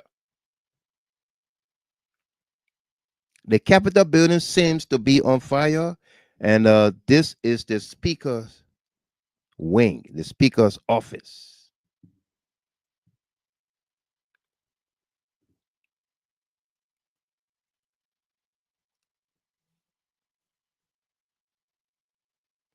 Yes, Emmanuel Bro, thank you for that correction. He said District 9 representative, he said, I will burn down this section. He didn't say chambers. Thank you. He said, I will burn down this section. He didn't say chambers. He said section. Yeah. Okay. Was Mo Ali invited to say, how did you arrive at this? You can't be seated in your car and know exactly where this fire is coming from. Eh? Okay? He made that statement after the fact that he told the Liberian people it's going to be a watershed moment tomorrow. It's going to be a watershed moment tomorrow. He comes back to say the Capitol building seems to be on fire, and that's the speaker's side. The very Mo Ali, on the morning of December 18, wrote this post on Facebook. The Liberia Water and Sewer team is collaborating well with the fire service crew. The Liberia Water and Sewer team is collaborating well with the fire service crew. We all saw the water truck, the water tanker that distributes water around Monrovia, that sell water, that tanker. We saw that white tanker. We saw it on the grounds of the Capitol building. First thing.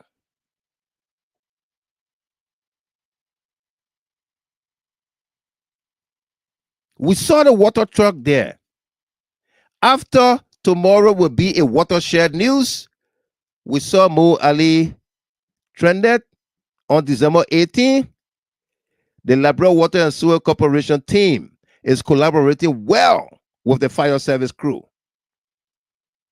So the questions here are, when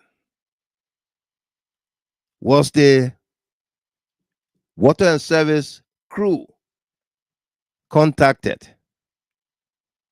to go and collaborate with the fire service crew? When were they contacted? Who called the driver of the truck, the tanker? Who called the aides to go and take the tanker to the Capitol building to help fight the fire? When was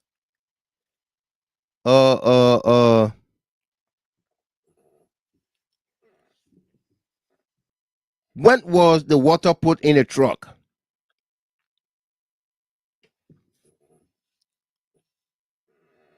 When was the water put in a truck? Yes, Emmanuel Zaza, thank you.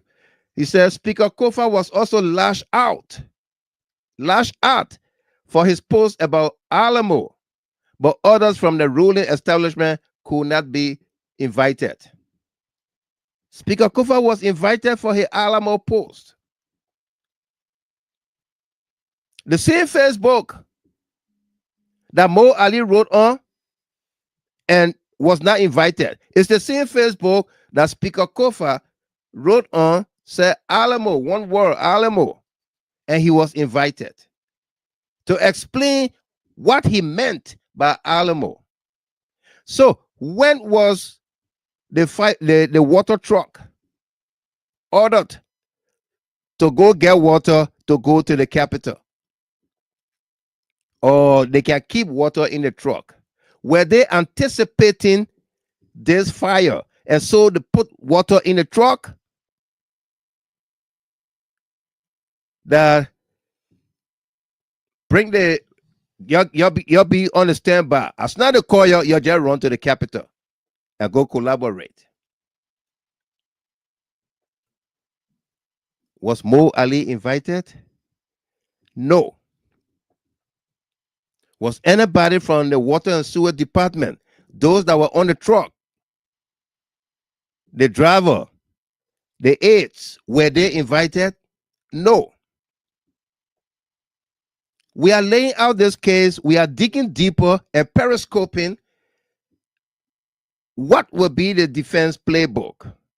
What will be their strategy for a big win? Will they call or name all of these people, these actors, as witnesses, persons of interest, to come and testify? And will the court grant their wishes to rein in Mo Ali and the water and sewer department to get the we'll come to that. About the call log, the telephone call log, because we know the police department under Gregory Comer said they got the call logs and the information from these people, and that's why they've been persons of interest, and that's why they are charged today. How did they obtain the call logs, the phone records? Is another thing. Mickey Me, D. Harris, welcome. Happy Sunday. Sumawulu, William, welcome to you. Abraham Colley, Favor L. Morris, Rose Bully, welcome. Okay. So that's where we are. Was Mo Ali ever invited? Let's continue to dig deeper as we periscope with our microscopic lens into the defense would-be strategy. Okay, here is James Collier, the representative James Collier, who on the night of December 17, listen to me, on the night of December 18, December 17 into December 17 into December 18. Here is James Collier, who ordered the removal of the chairs from the Capitol building. This is Representative James Collier. Mind you, on December 17 was a protest by Liberians in favor of Funati Kofa. The police brutalized people and what have you. Even Mo Ali made a post about Yeka Koluba going to regroup and all of that on December 17. James Collier said he ordered the removal of the chairs from the Capitol. Those chairs were used on Tuesday, December 17, when Joseph Boakai went to sign the book of condolence.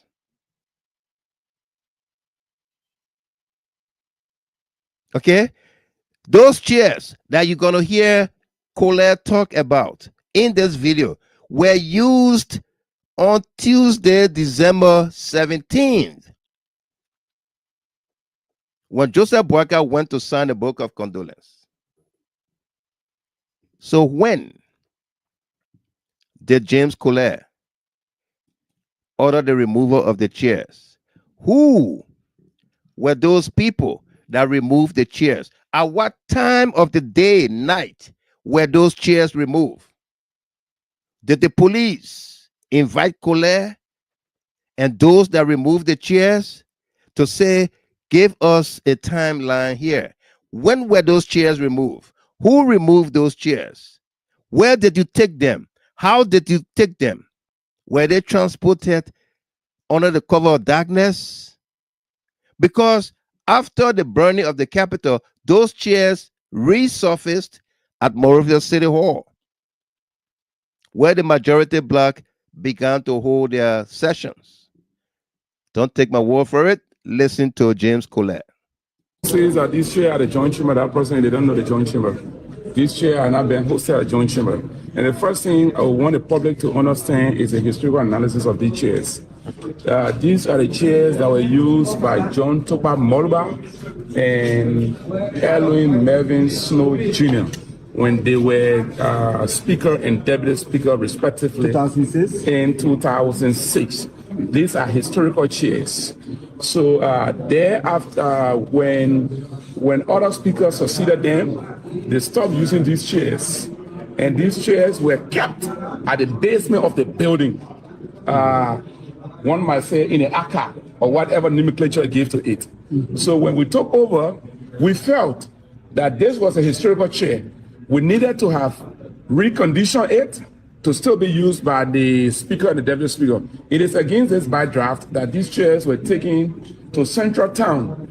They were furbished or furnished, and we brought them on Thursday.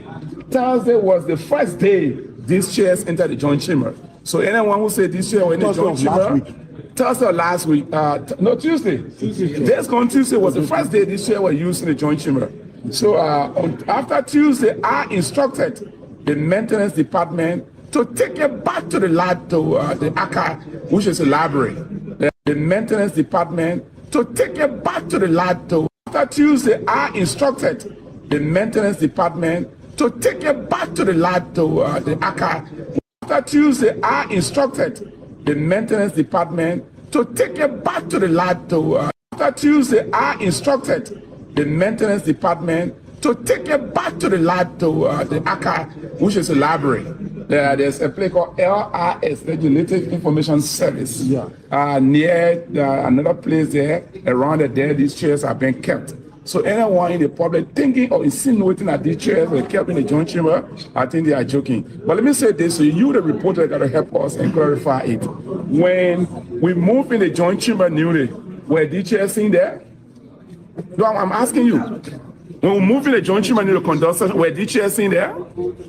Mama, the people not seeing your face here, I want to respond. We cannot answer yes or no. But you were there seeing, were you not there? Explain that. In that explanation, this does not require explanation. You are the facts finder. You are the one who to do the inquiry for the public. You went there when we moved in the joint chamber, you were there. Did you see these chairs? Yes or no? So by your response or your analysis, or let the public go back to the past video of the section, what are the chairs are seen there? Tuesday were the first day these chairs arrived in the joint chamber after they were being reconditioned. So I just want to say to the public, the percentage of these chairs were there, no. In fact, when this chair came, we were afraid before someone destroyed, because this is the key right here. When these chairs came, we were afraid before someone destroyed it. Afraid of what? Afraid of who? Who would have want to destroy the chairs? Listen for yourselves. In fact, when this chair came, we were afraid before someone destroyed, because it is not just. In fact, when this chair came, we were afraid before someone destroyed, because it is not. In fact, when this chair came, we were afraid before someone destroyed, because it is not. In fact, when this chair came, we were afraid before someone destroyed, because when this chair came, we were afraid before someone destroyed, because in fact, when this chair came, we were afraid before someone destroyed, because okay, when these chairs came, we were afraid. Let me put my face on this for a minute. When these chairs came, we were afraid before someone destroyed it. Those were his words. I would have said destroy them, because he said these. When these chairs came, we were afraid before someone destroyed them. You can't say when these chairs came, we were afraid before someone destroyed it. Eh?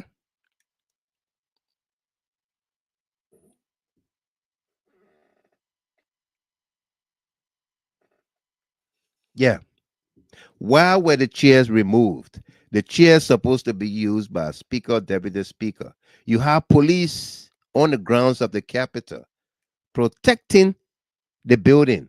In fact, stopping the minority bloc representatives from entering the building, beating them, police attacking representatives. Okay? Yes. Monique Walker, she said this one should be cross-examined by the defense team. And that's what we're saying here. We are periscoping and digging deeper for the defense case. Okay? This gentleman, James Collier, was also asked, why were you crying? The people saw you crying. Why were you crying? The legislature of Liberia in post-war, which was Speaker Ellen Mervyn Snow Jr. and the first Deputy Speaker John Toba Molba. The public saw you shedding tears this gone time. Do you care to tell the public what was that tear all about? You saw it. I didn't know say it out. We entered the chamber, the joint chamber, and we saw the destruction that was done there. So it was massive. It was least expected. We entered the chamber, the joint chamber, and we saw the destruction that was done there. So it was massive. It was least expected. We entered the chamber, the joint chamber, and we saw the destruction that was done there. So it was massive. It was least expected. We entered the chamber, the joint chamber, and we saw the destruction that was done there. So it was massive, it was least expected. Entered the chamber, the joint chamber, and we saw the destruction that was done there. So it was massive, it was least expected. When you enter the joint chamber, you saw the destruction. It was massive, it was least expected.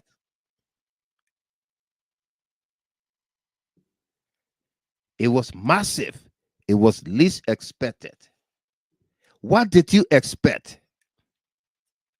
The watershed movement? Eh?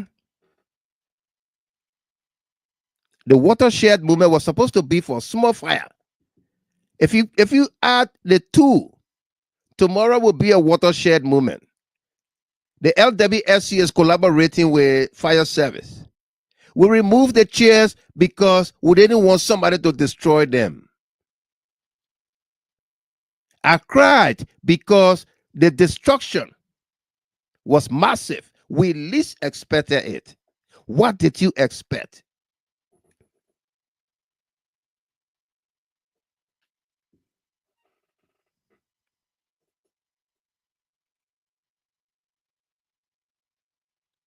Yeah? For a thing. Why would you reinstall a chair you reconditioned to be placed in a museum? This guy is confessing every time he opens his mouth. Yeah. Monique Walker. Oh, you didn't expect the outcome of the fire? What did you expect?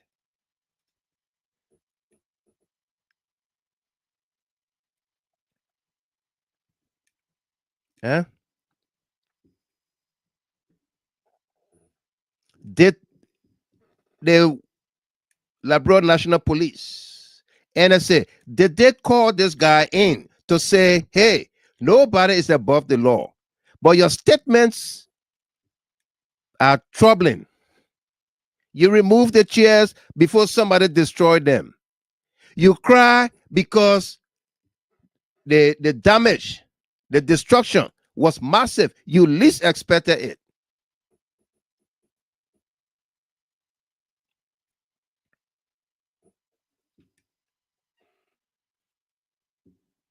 Eh?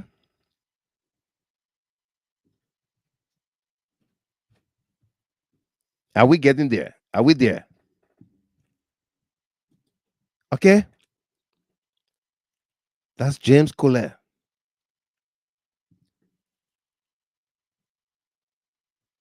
Okay. Another guy on social media. I hate to reference him. Okay. Because he and what the guy named he and Phoebe Hendricks. He and Phoebe Hendricks, they look alike, like malnourished. They were in the incubator for some time. This guy right here. They call him what? Mame Ambula?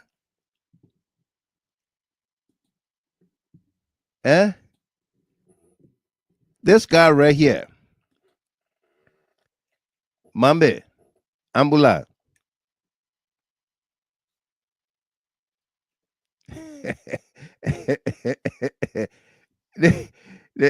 Sorry, that video is not too big.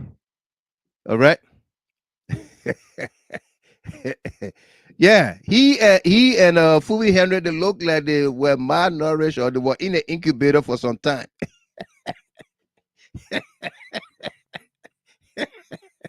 Yeah.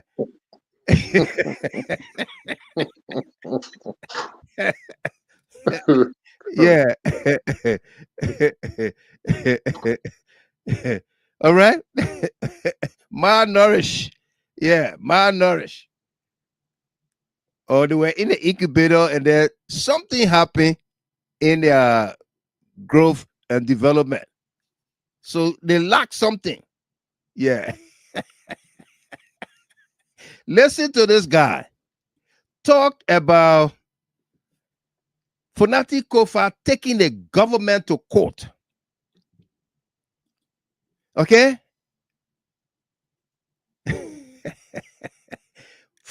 He said Funati Kofa took the government to court. Yeah, they look like E.T. Mo.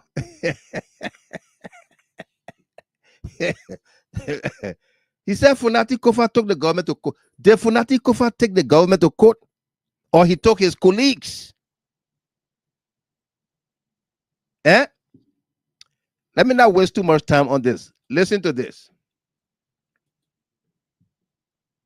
Lawyer, he went to court with a most disturbing case against the government or against the reputation of the government. 2 times he won at the Supreme Court. 2 times.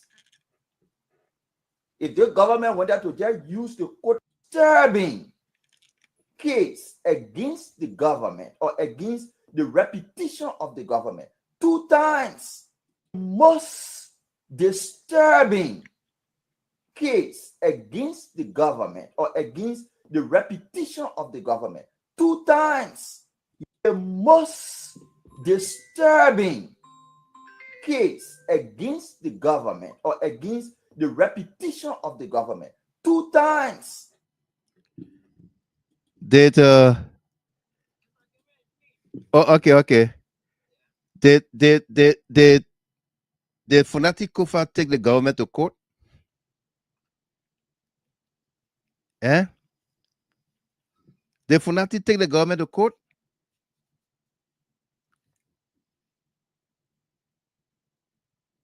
Eh? That's why I said a colleague E.T. Fubi Hendricks. The incubator babies. And back then, who knows whether the people post over those that were penicillin or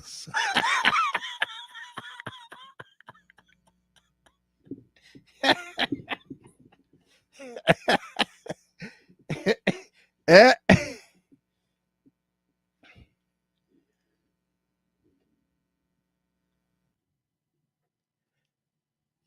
Who knows?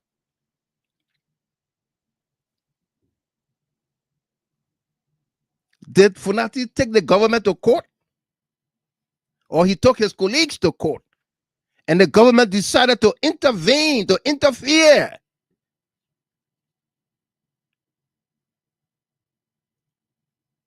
Eh? Let's hear from our distinguished panelist, Miss. I'm getting feedback. I don't know. Miss Dopo.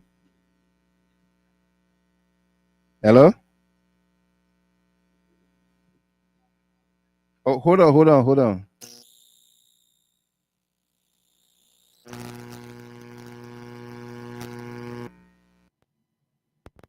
Hello?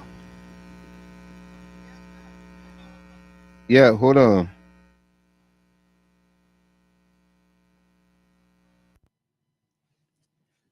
I see where the problem is coming from. Miss Dopo, you there? Yeah, I'm here. Okay. Yeah, the phone was restarting, and I didn't allow it to restart. Yeah. Oh, okay. Yeah, let's hear you quickly here.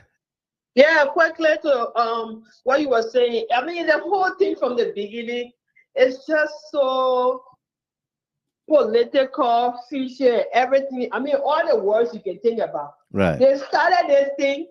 They all started it on a criminal footing, paying people money to remove the speaker. All of that. And then at the end of the day, Colette talking about the chairs being removed and all of that. Yeah. I mean, it's mind-boggling to see that Gabriel Coleman, who they say he came to school in America, he went to Harvard or whatever. Is that how you do an investigation? Yeah. Is that how you do a criminal investigation? All of these people are criminally motivated, selling the speaker position, giving people money, bribing them. Yeah. That's criminal. So at the end of the day, if the place got burned, If the place got burned, are you supposed to investigate one group and leave the other? And leave the other? I mean, so it just shows the mindset already that you guys just wanted to be vindictive and put the other group at. Right. Go ahead, Ms. Dopo. Yeah. So I mean, if Ponati and these people, if they have a fair trial, Ponati and these people will walk away free. They will walk away free. But knowing them, they go just as they started with the vindictiveness and with the interference, they have weaponized everything. The police, the judiciary. So we look forward to what's going to happen in the coming days. We look forward to that. We are hoping that they will follow the rule of law. That's what we are hoping. Because all along they have been breaking it anyway. But we are hoping they will follow the rule of law. If they don't, they will be sending our country back to the dire days, which is very bad. Very bad, very bad. Absolutely. Thank you, Mr. Goodman. No doubt. Thank you very much. Eddie Bellman, Helen Quayon Elliott, welcome. Okay, let me remind all of us too, we are still collecting money for the July 17 protests.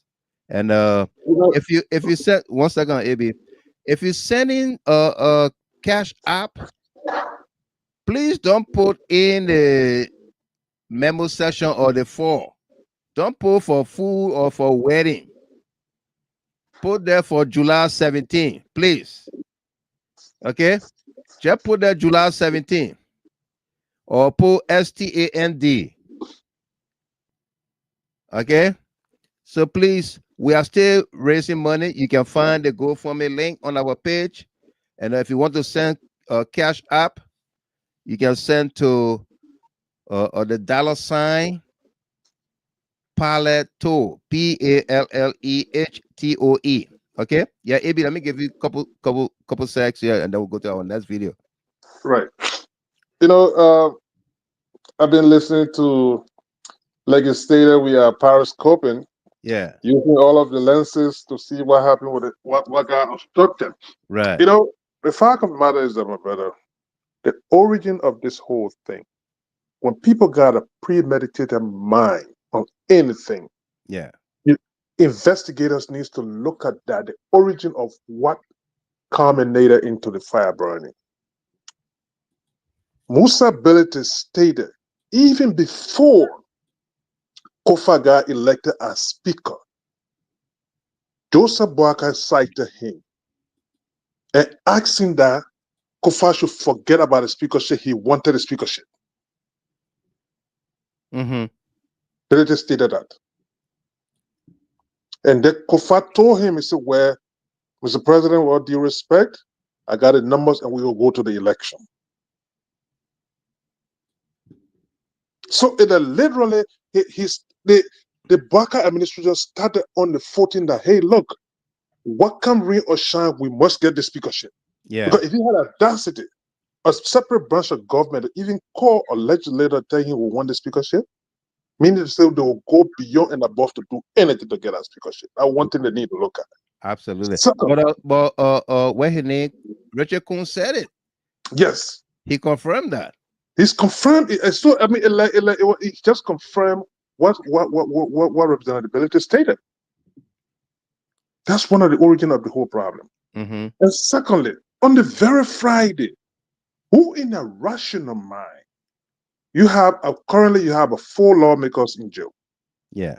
The 5th person who happened to be Priscilla Cooper of United Party partisan, the very charges, some of the charges were read up to her. But as we speak, she never went. She was never incarcerated. No. She was entrusted to her lawyer. Yeah. Who happened to be the husband, Josh Kalondo. Kalondo. Why? Kalondo is a United Party president and Priscilla Cooper is a United Party person. United Party president, correct. So who in a rational mind would see such a thing and you say this is politically motivated situation? I mean, think about it. What are you saying? You said Priscilla Cooper is part of these things and you read her charges. Yeah. And Miranda rights to her. And you familiarize her with the charges. But yesterday, the husband came in there. He let her go. He let her go. Yeah. And today, even on the Garden Show, they were stating on it. Let me just close on the real quick because I know you got it. Today on the Garden Show, they're stating that the day on Friday, which of course they delayed the people, Saturday morning, when they took them to the court, Priscilla Kofa said she drove there. And one of the police went into her and secretly told her that, oh, this is where to go back. And she left the scene. And somebody will come in a sensible mind and say, oh, this thing here is politically motivated. Of course, I mean, it's not politically motivated. It is politically motivated, absolutely. There's no if and but about it. So those are some variables that people need to look at, my brother. That's why I just wanted to highlight that. Thank you. Look, I will be cautiously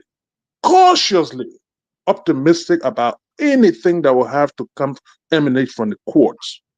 Reason being, this particular president have not respected any ruling from the court. No. From the Supreme Court.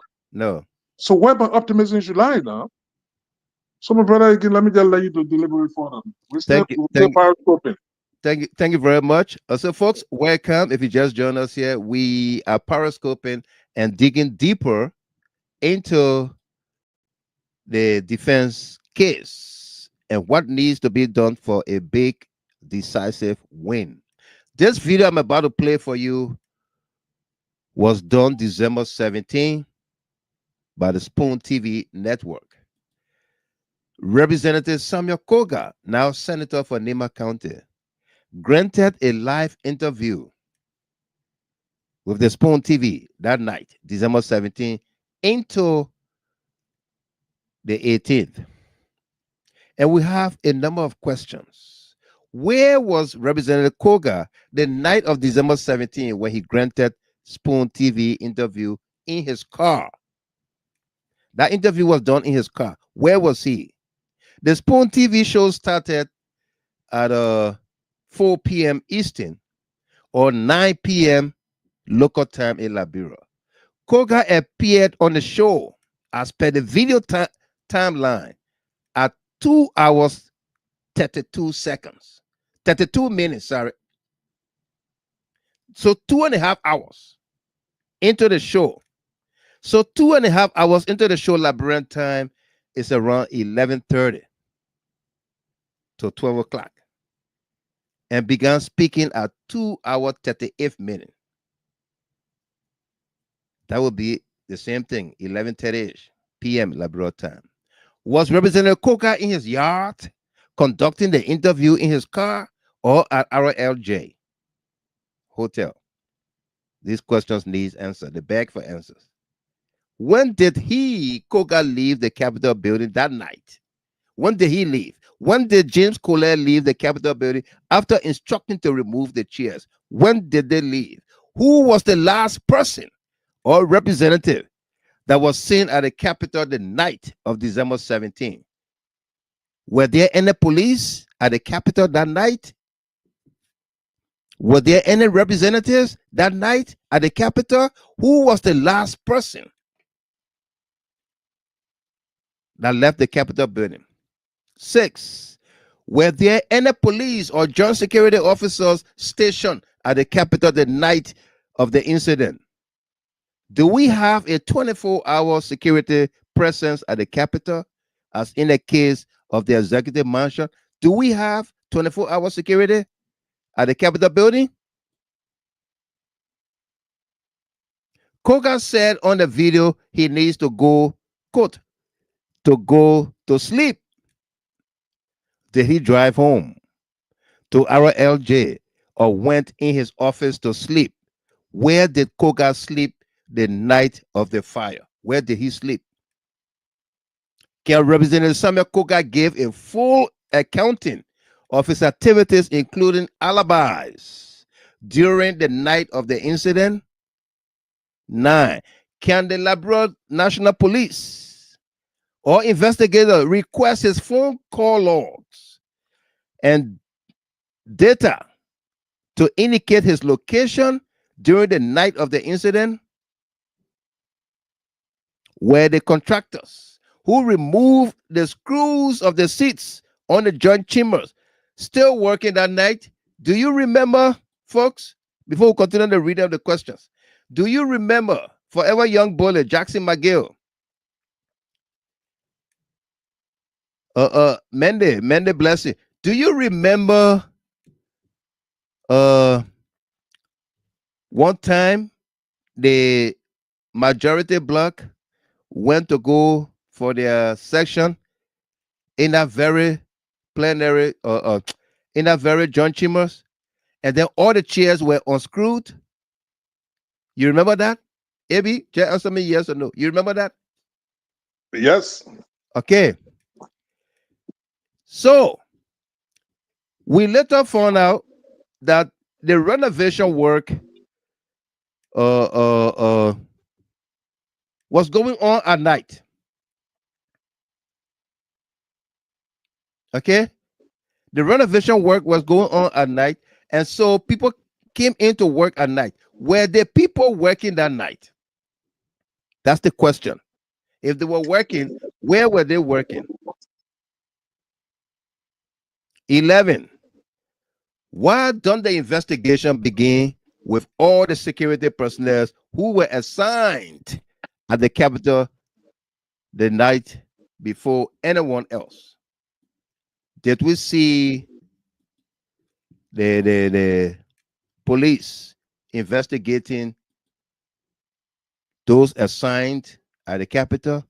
No.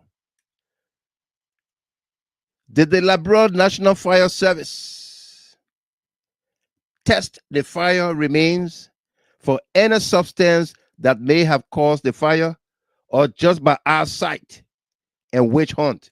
What did they use to determine the cause of the fire, or what caused the fire, or what was used to cause the fire? Why did the fire service allow the contamination of the crime scene by allowing cameramen, press, and Jeremiah Kwankun's crew into the building when investigation is yet to start?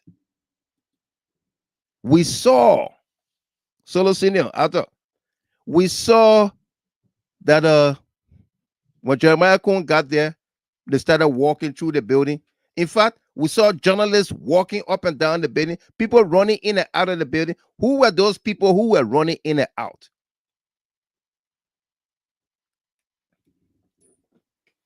Who were those people? Okay. This is the video of Samuel Koga that night. I'll just play a few seconds. People from the prison calling me that Carrasco is being put in what they say the local black cell. Carrasco is in jail at South Beach. Currently, he is in the local black cell. Again, we will discuss Carrasco, and we're trying to confirm that story on. But let me bring in Representative Koga. Should we say you stay the chairman, and now you guys have speaker? Welcome to the show, Representative Koga. Can you unmute yourself, please? Can you unmute? Okay. Yes, yeah, welcome. Tonton, thank you very much. And I listen very well and retain all of the conversation that have been held across. Or there are pros and cons in the discussion. But I want to, first of all, let you know about 3 different issues. One has to do with the statement of the American embassy. 2, the issue of the visitation of the president to sign a vote of condolence. And then 3, the issue of the protester. Now, let's begin with the protester.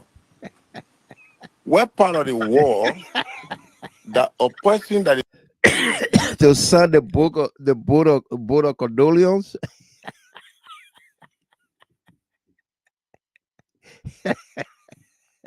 The vote of condolence. Okay, so that video is on our page. You can see it, and hopefully these things will form part of the defense argument. Okay, It's swallowing GB. He's swallowing GB, Bogo Condolio. He's swallowing GB Aganta and name Guinea Buddha. Maybe want to go there right now. Okay, so yeah, I thought Solution that the congressman, now senator for Nima County, Samuel Koga. Okay, and Zaza, you're right about that. But here is the thing, and our lines are open. You want to call, you can call now. Here's the thing. The police inspector general Gregory Cuomo told the Liberian people that they have evidence beyond reproach. That in fact, they got the people phone records, and they got this, they got that. The malnourished guy who were injected with penicillin in an incubator, Mame, produced one AR video.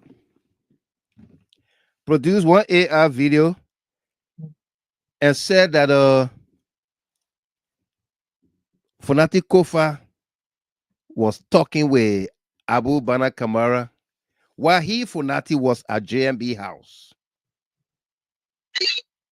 Okay, so if Funati is talking to Abu Kamara and they are plotting such heinous crime, and he's in JMB house, a seasoned lawyer as he is, will be like, after the president house.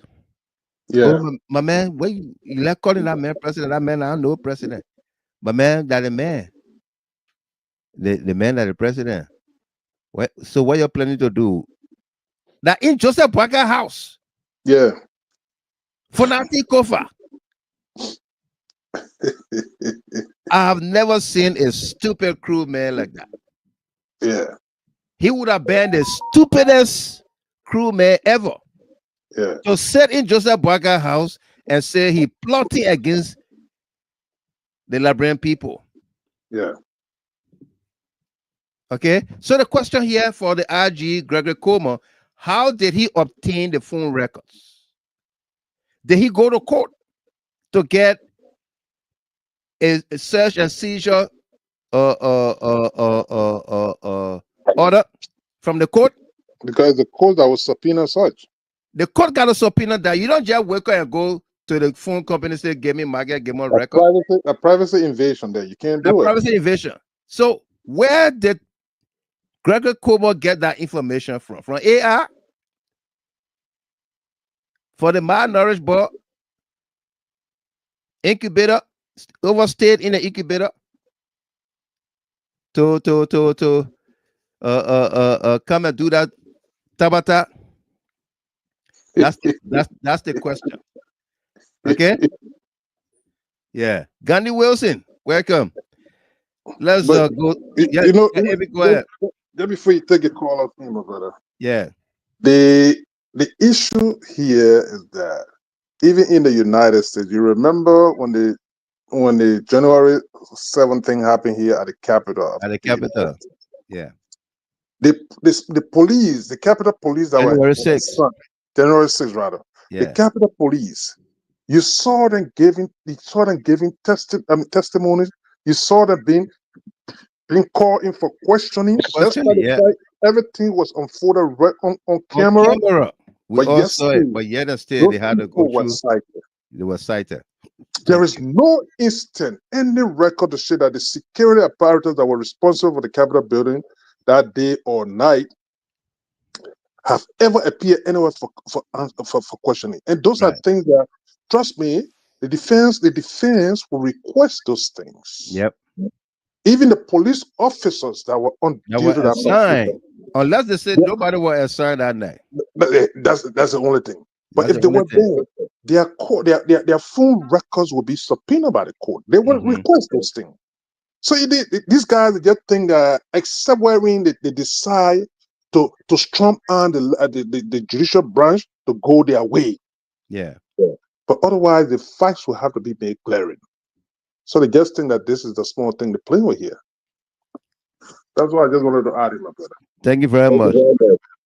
Let's go to the phone lines here.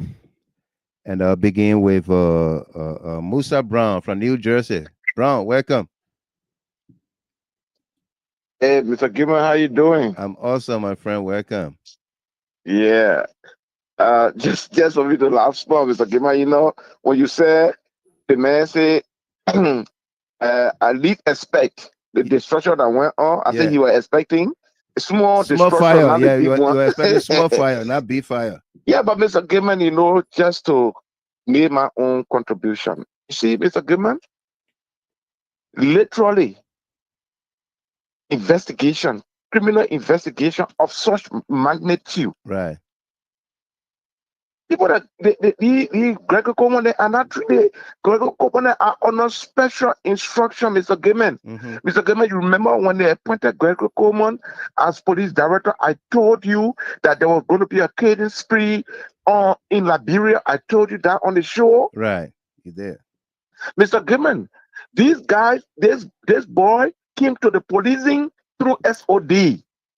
Yeah. These were guys I'm digging deeper into. I saw a post on Facebook. This girl is claiming that Gregory Coleman. You are part of the death of the father. Yeah. Something like Smo. I think a lot of it is Smo. Something Smo. Yeah. Mr. Gilman, this guy did not carry on any investigation. That particular AI recording that Abdullah Mami prepared and sent to them. Yeah. That the evidence they got. These guys don't have a court law. Because before you have a court law, you have to go to the court with the accusation of the people that got a court law. That will go to subpoena, you got to inform them that you are subpoenaing their court law. Yeah. They got to be informed. You can't do it in their absence. They got to tell the court, go ahead. Go ahead. So before you have a court law, you got to go to the court. Let me say, look, let me tell you, these guys on the school, you know the strategist I was playing. But this guy was, look, the gentlemen, some of the guys have become so adamant and strong. And no matter what they do, the law is in their favor. And we see that the Liberian people are backing them. What do we do? Let's do something to implicate them. Mr. Gilman, you remember there was a recording. There's a guy who worked in the office of Senator Nathaniel McGill. Spoke that very day. You know, he was one of the first person at the police pick up. And they took him. This guy teaches at the AME Zion University as a lecturer. Right.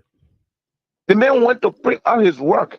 In the morning, he said he sat down with the security. The police were there. And no current was in the building. That guy explained on the radio. No current was there. But later they said, oh, the security went back in the building and came back and told him, he said, oh, current in the building now. Go and do your work. He already rushed in the building to print out the work because you're going to give her text in the morning. To go and get a test. While you were on the printing, he heard a loud sound. So where were the securities? Because there are security 24 hours at the Capitol building. Let's leave the police out. Where were the security that were there? Where were they? None of the people. Look, Mr. Gamer, look, literally, as you're there doing the skipping, little by little, even the layman, even the old man in the village can go and plead as a lawyer on behalf of those guys that are in prison and get free and bring James Cole and Mo Ali, because these are their calculators. The guys are they calculate these things. They were the same thing the guys were calculating and doing. When President Weah was president. Right. They were going to JFK and buying their ballot and using this little kid called Jim Goodday Flomo. So everywhere they go and drop the ballot, they send G Goodday Flomo. The first morning you go see G Goodday Flomo. He will be the first. Yeah, he will be the first. No family will ever come out with that ballot. Right. But today we see families that are identifying their lost one on the streets of Monrovia. On the street of Monrovia. Do you see that? Mr. Gilman, our country needs prayer and our country needs actions. Look, Mr. Gilman, let me say this in closing.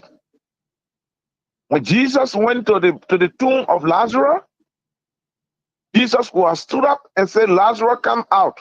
Lazarus, go. Jesus could have done that. He has the power because he's God.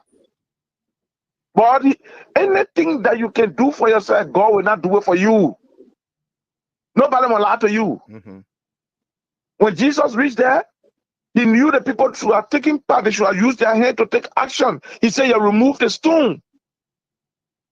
Before I call a man to come out, you remove the stone. Right. The people had to go to work and remove the stone. And he said, Lazarus come out. When Lazarus came out, he didn't say Lazarus go. He told the people again, you're losing him. Set him free and go. Look, Liberia, we need to use our actions and then use our knees. While we praying, let's take actions. And those actions we take must be as peaceful, must take actions that the world will know that we have come under a dictatorial government like Joseph Boakai because he originated from a dictatorial government. Thank you and God bless you, Mr. Kemayah. Thank you very much, Musa Brown. Let's go to our next speaker will be Emmanuel Zaza. Zaza, welcome. How you doing?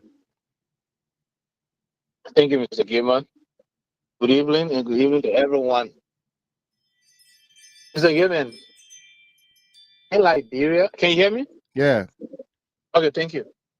In Liberia, the way it is organized, getting people court record is easy. They can corrupt that system. Because the law says go to the county attorney. And the county attorney will subpoena the records and they will send it to the county attorney office and the county attorney will invite whoever requests that records. So the people able to go to the county attorney, even if they now go to him, they will lie, so we went to him. The same way they did the CDC headquarters issue. But there was no warrant, they said there was warrant. They able to go to, they can learn from that. So, okay, what happened, the person will go to the county attorney, let's go bribe the man. That means to be on our side. Then he was appointed by the president. Yeah. Or the other side of it is that the defense can decide to deal with Lone Star or Celcom directly. They shouldn't. If they give their evidence to them, they should now go to Lone Star, subpoena the record from Lone Star, and ask Lone Star when the people come to you for the records. Give us the letter that you received from the court that if we are requesting the people records. Now, through that too, you can also know whether the people they actually fake the record or they actually got it from Lone Star. In that process, you can also ask for Koga's record. You can ask for, in fact, if Liberian Government will ask for all the majority members' records. And only for that time leading to September 18, that go December 18. Mr. Government, if the defense will do this, the truth will come out.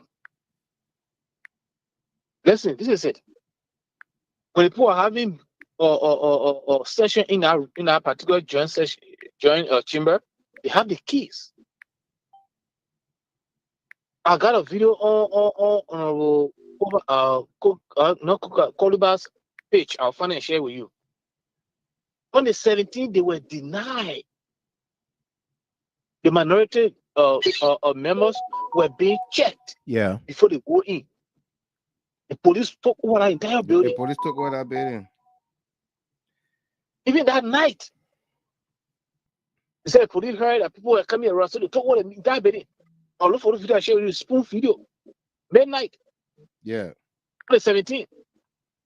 The police took over the whole place. The journalists, when they couldn't even allow the journalists to enter the compound.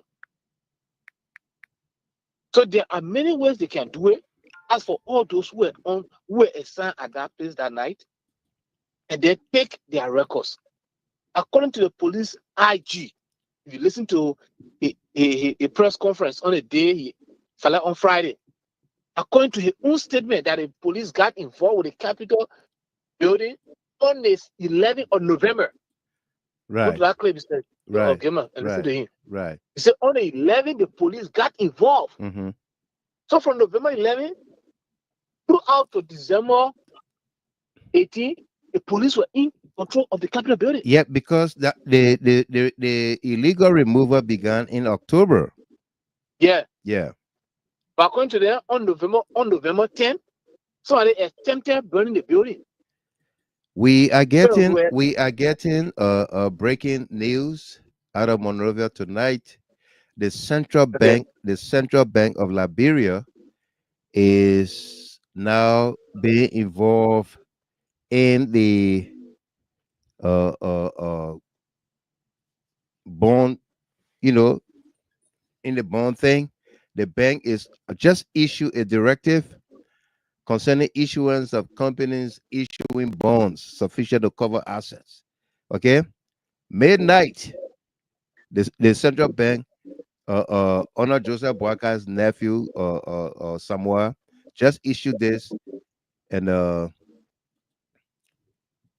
this is what they are saying here. Directive, yeah. CBL ID DIR 001 2025 concerning insurance companies issuing bonds sufficient to cover assets. The Central Bank of Liberia hereby issues the following directive concerning the certification of assets by insurance companies. Pursuant to Chapter 10.1, subsection 1A and B of the Insurance Act of 2013, that authorized the authority to request insurers, quote, to provide specified information of a specified description, or to produce specified documents or documents of a specified description, has approved the following procedures for certification of assets for bond issuance. All this while they never thought about it until the need for bond for Funati Kofa and others. One. But my brother, that's what I told you. This is politically motivated, so nobody can defend this. One, that the executive governor of the Central Bank of Liberia directs all bond issuing insurers to seek written clearance from the insurance department prior to issuing all, quote, in big bold black letters, all, quote, bonds in the Republic of Liberia. Two, that all insurance companies interested in issuing bonds present their notarized, certified, audited financial statements to the insurance department for verification and assessment. Three, that the insurer presents an updated certified outstanding bonds listing to the insurance department of all bonds issued prior to the issuance of any new bonds.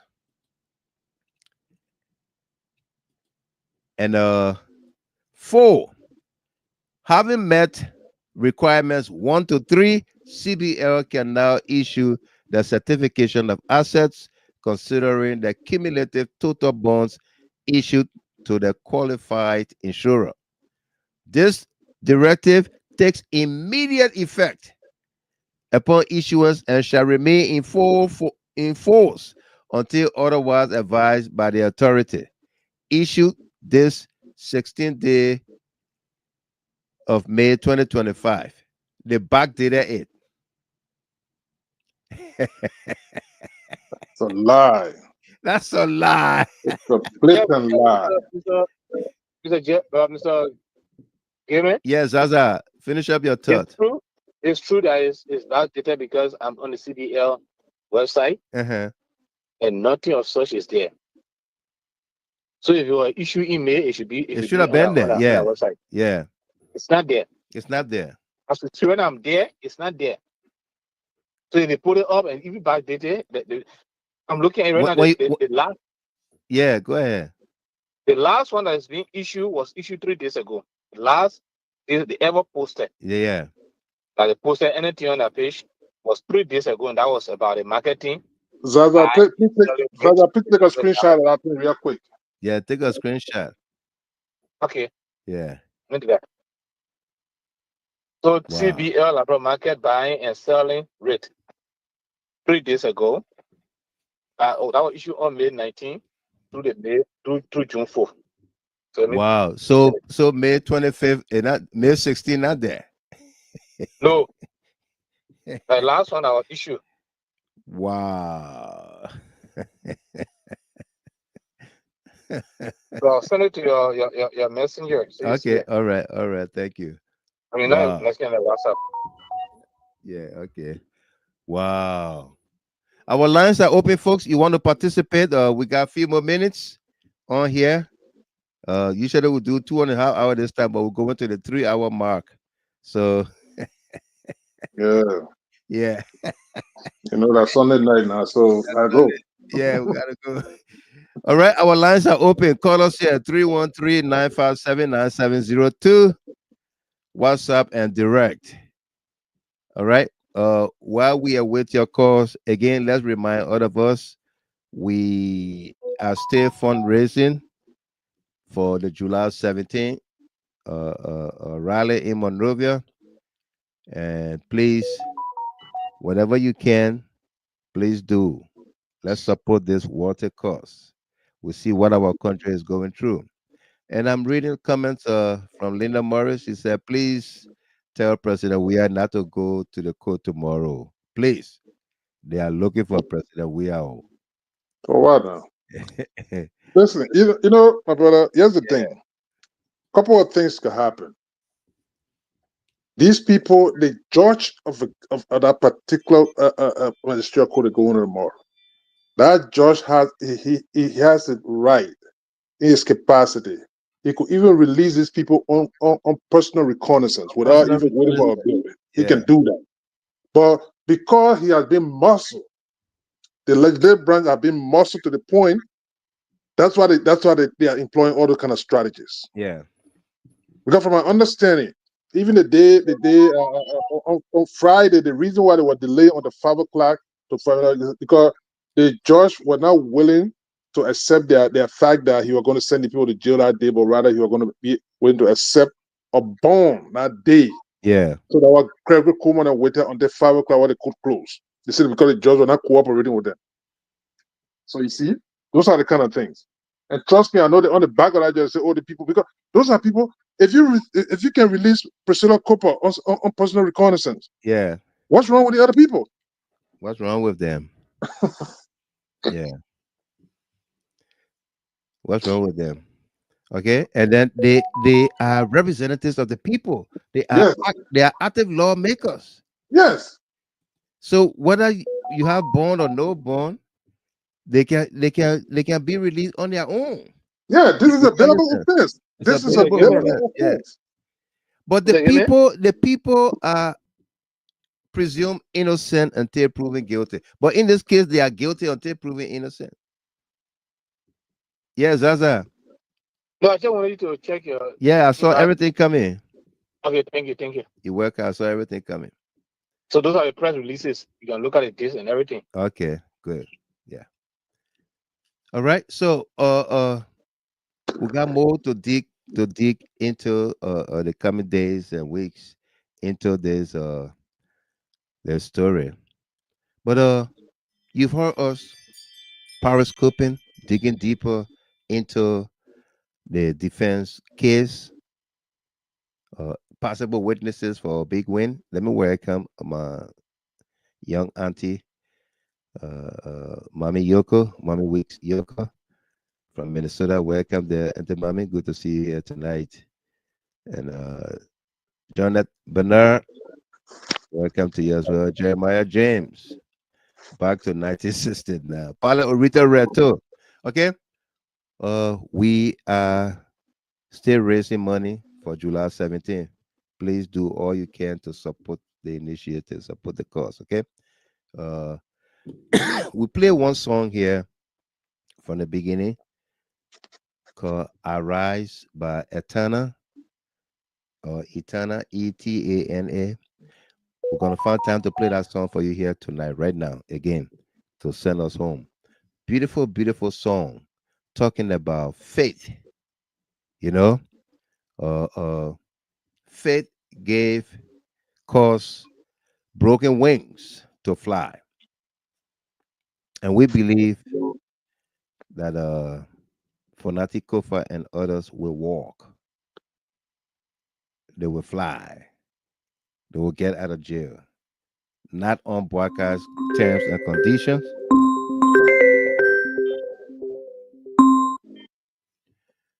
Let's welcome the Omar. Let the children play. Omar, welcome. Hello. Hello, welcome. Thank you, Mr. Kimo. Yeah. Hello, everybody. Liberians here in the diaspora and back home. We want to thank God tonight and today. All we have to do is to just pray in our hearts, as we always do. Anything that get beginning, Mr. Kimo, it got any. It got any. Anything that start has to end. Yeah. Nothing, even if 14 years civil war, it end. It end. Yeah. When woman impeach, you gotta deliver. In Liberia right now, where we are, only go. Because you see those people, look at the time when you announce the insurance thing just now. Look at the time you announcing such thing when the people gotta go tomorrow. These people and this old man that got our country, he's not a good old man. No. And he don't mean well for our country. He want to hide us to carry us back. So our children and family and the nation will run around. Because the picture before us here is not good. And we pray for all the political leaders and the people that will go outside tomorrow. That's all we can do, Mr. Kimo. Absolutely. These people are brave. I don't trust these people. We don't trust these people. So we put tomorrow in God's hand. Anybody you go to bed tonight, kneel down and put the nation in God's hand. Kneel down and pray. Waka is brave to do anything tomorrow. But that's what he wanted. All the other political people that are coming outside, yes. But that main target that George Weah. No way to be there. Yeah. No way to be there around it. That's George Weah. Right. Where I'm sitting, I can feel it in my heart. I can feel it in my spirit, in my soul. The wickedness, the old man is in the highest. In our country, we just put it in God's hand tonight. No way to go around it. So we look to the Lord tomorrow. But we know our God never fails. And he will not fail. Absolutely. Thank you. Thank you very much, Omar. Let's take our last caller here from Maryland, 443-8084. Hello, your name? Yeah. My name Bill Tutti, Maryland, USA. Welcome. Yeah, and I want to talk little. Yes. Yeah, mute the video in the back. Video in the back? Yeah, you listening to something? Nothing. I don't listen to it. Beside you who are looking out on the screen. Yeah, like TV, lower the TV. But that's it. That's it. You need to lower it. The way you're looking at it. Okay, Yeah. all right. Lower your TV. Let me look the screen. Yeah.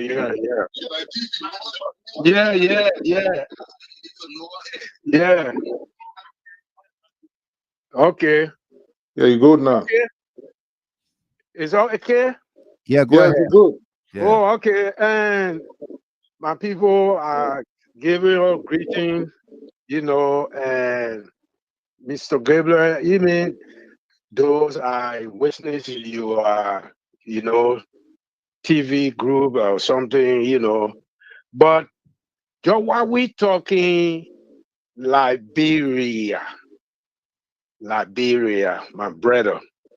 Look, let me tell you something tonight. The people who in the chair, who said they ruling or they don't leading, they are ruler. We don't need nobody in Liberia as the government to rule, but we need someone to lead.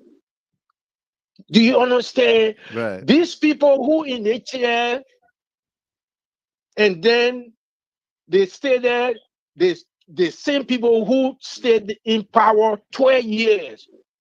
And the old man who said he called himself president, he said he was in garage, packed. Yeah. Nobody know that old man.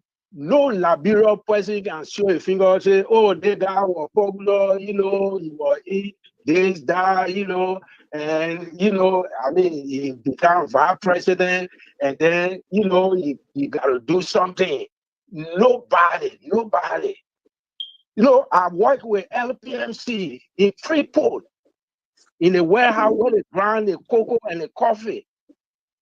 This guy, they say he got experience. What kind of experience he got?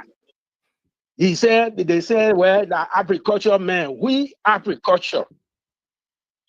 If the old man was in agriculture excellent, but he was supposed to promote and the Oman government, he was supposed to be promoted as an agriculture someone.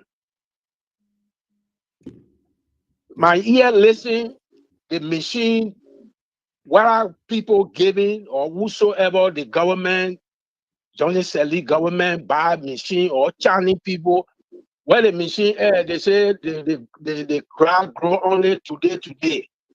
Where he where can I for the 5 years they're talking about, they may get experience. The people come in the chair to support Liberia and they lie. The people were in Liberia, the Buta war fought. Any government who in that chair, he's supposed to be wise. Look out now, they call CDC. CDC slow. What CDC must do? Say Liberia so. Liberia, this so. But not CDC. Everything, all Liberia suffer, my brother. Not CDC. Yeah. CDC is a party. When the old man get in the chair, all the people who is selling down, we have never said nobody down. No. We have never said nobody down. The man who they say that he don't know this, he don't know that. His government was excellent. Let me tell you, I come to end, my brother. Enjoy where I was getting in that chair, my brother. Look, are we talking now? We go home. Because when Joy where I was second time, I stayed talking to even say my friend there to this time. He said, why can I, I said, I see it. When Joy where I was coming to be president, Liberia, even when he don't second time, the man said he was coming to be another state, Liberia's new state. Ireland, he carried the engineer, India man, Ireland. Everybody see it. Everybody see it. So these people who in the chair, they said they are break. No, they are not break. They are killer. They are murderer. They want for war to come to Liberia. They lie. They will present that chair. So my brothers, I thank God that to allow me, to talk about my country, and these are the things some of us, now here, go back there and go see your motherland, our children, we born here, all this that bullshit. Thank you. That's okay. Thank you very much, my man. We can't use that other BS there. Thank you. All right. Let me answer this gentleman, Chris Pulley, and then AB you gotta wrap up. He said Chris Pulley said he's asking about Chris Smith. I still want to know, where is Congressman Chris Smith, the lone vocal voice of good governance during President Weah's regime? Is he still interested in the well-being of Liberians? Great question. And Chris, all of you here, Yeah, same race is enough now. Yeah.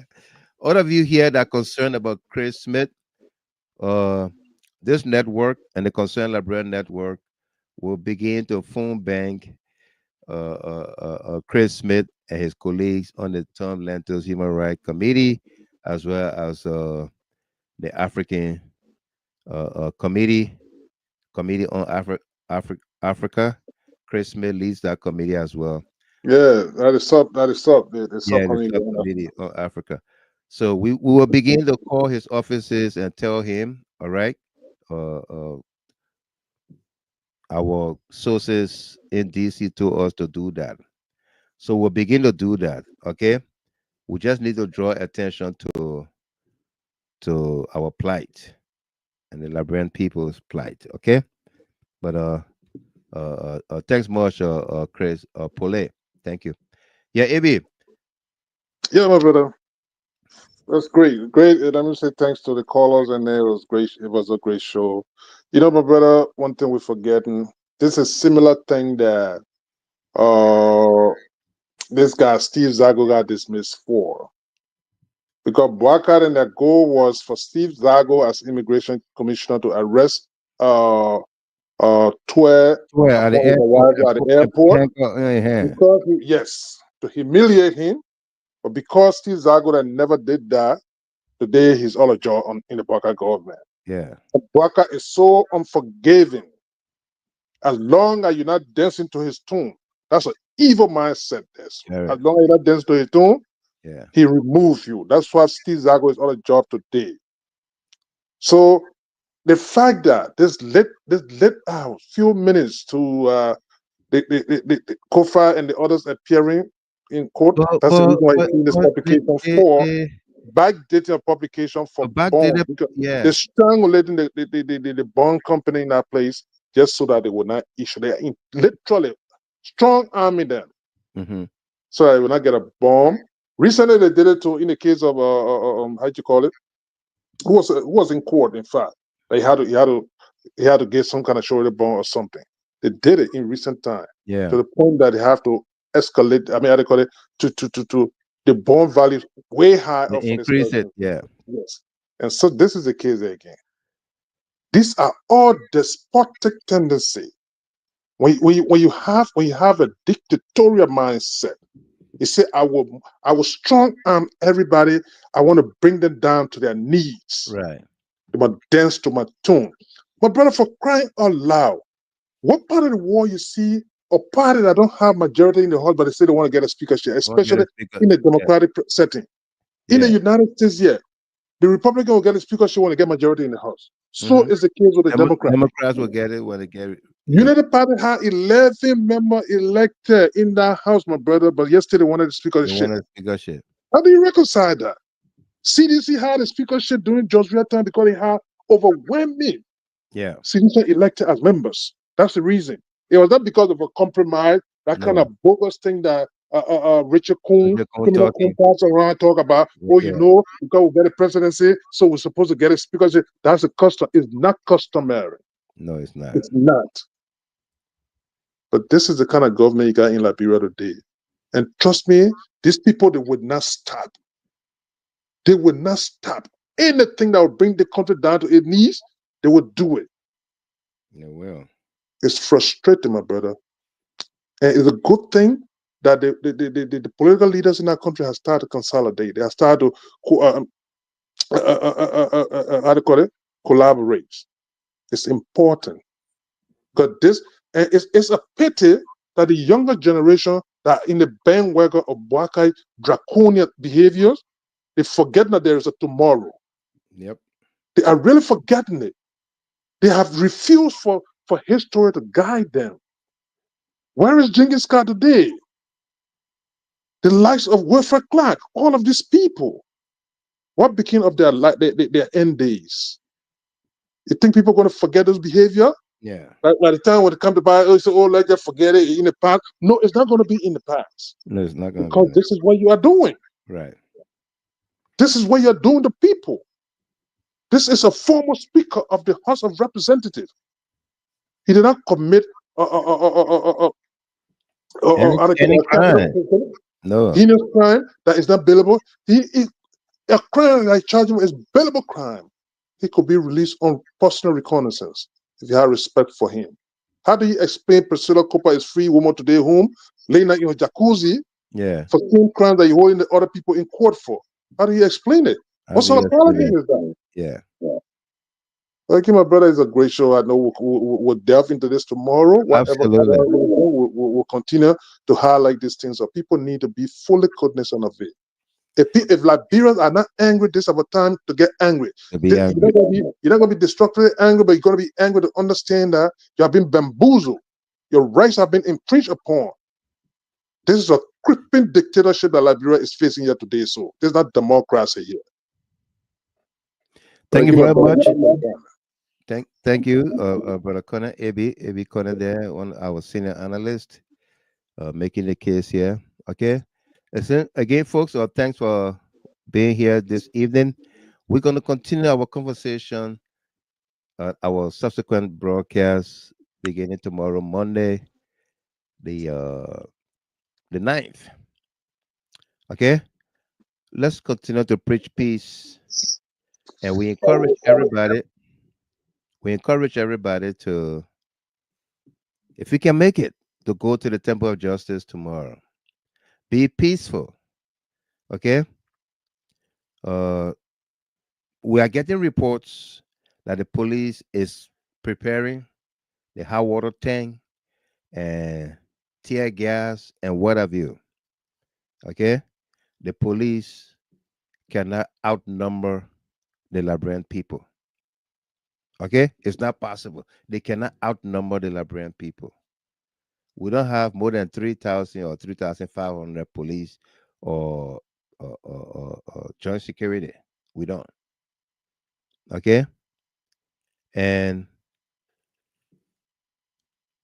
don't show any sign of violence. You heard the political leaders, including President Weah, spoke to us today, encouraging everybody to be peaceful at the court tomorrow. People are saying that the president shouldn't go there and all of that, that he's the target. They want him. You know? Yeah. So we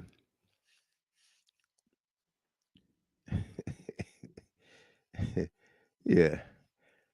We want to encourage all of us. Let's do all we can to keep the peace. Liberia is all we have. All right. This song by Etana got me thinking. Very great song. They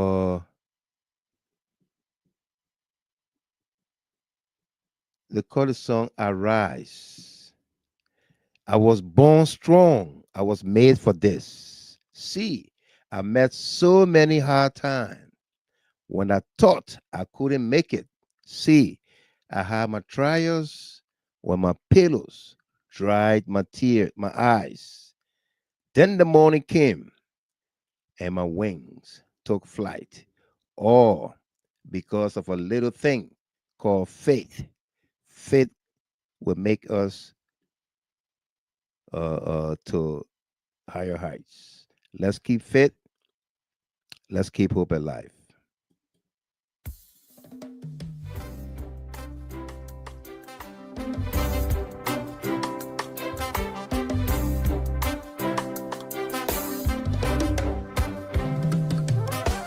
I was born strong. I was made for this. See, I met so many hard times when I thought I couldn't make it. See, I had my trials when my pillows dried my eyes. Then the morning came and my wings took flight. I rise. See, I'm hurting but not broken. Down but I won't die. I rise. Soon I will reach The sky to our rise.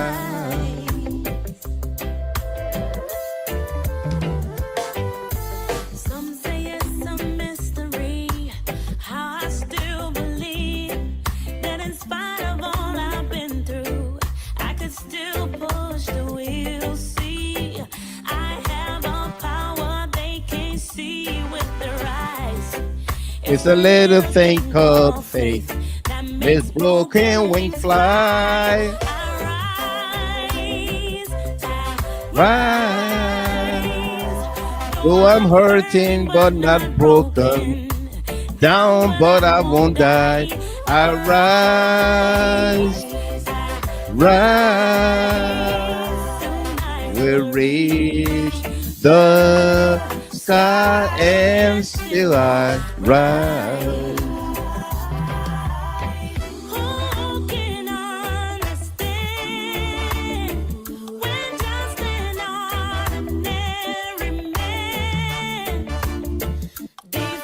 The odds and still fight on to win.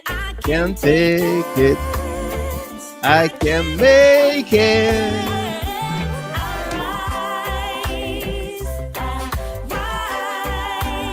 Well, folks, that does it for us here tonight. Yes, I came where I came late. Later done by Frank Clay. Thanks to you all. Join us tomorrow for another edition. Thanks to all of our callers, our analysts and panelists. Until then, I've been your host, Michael Gilman.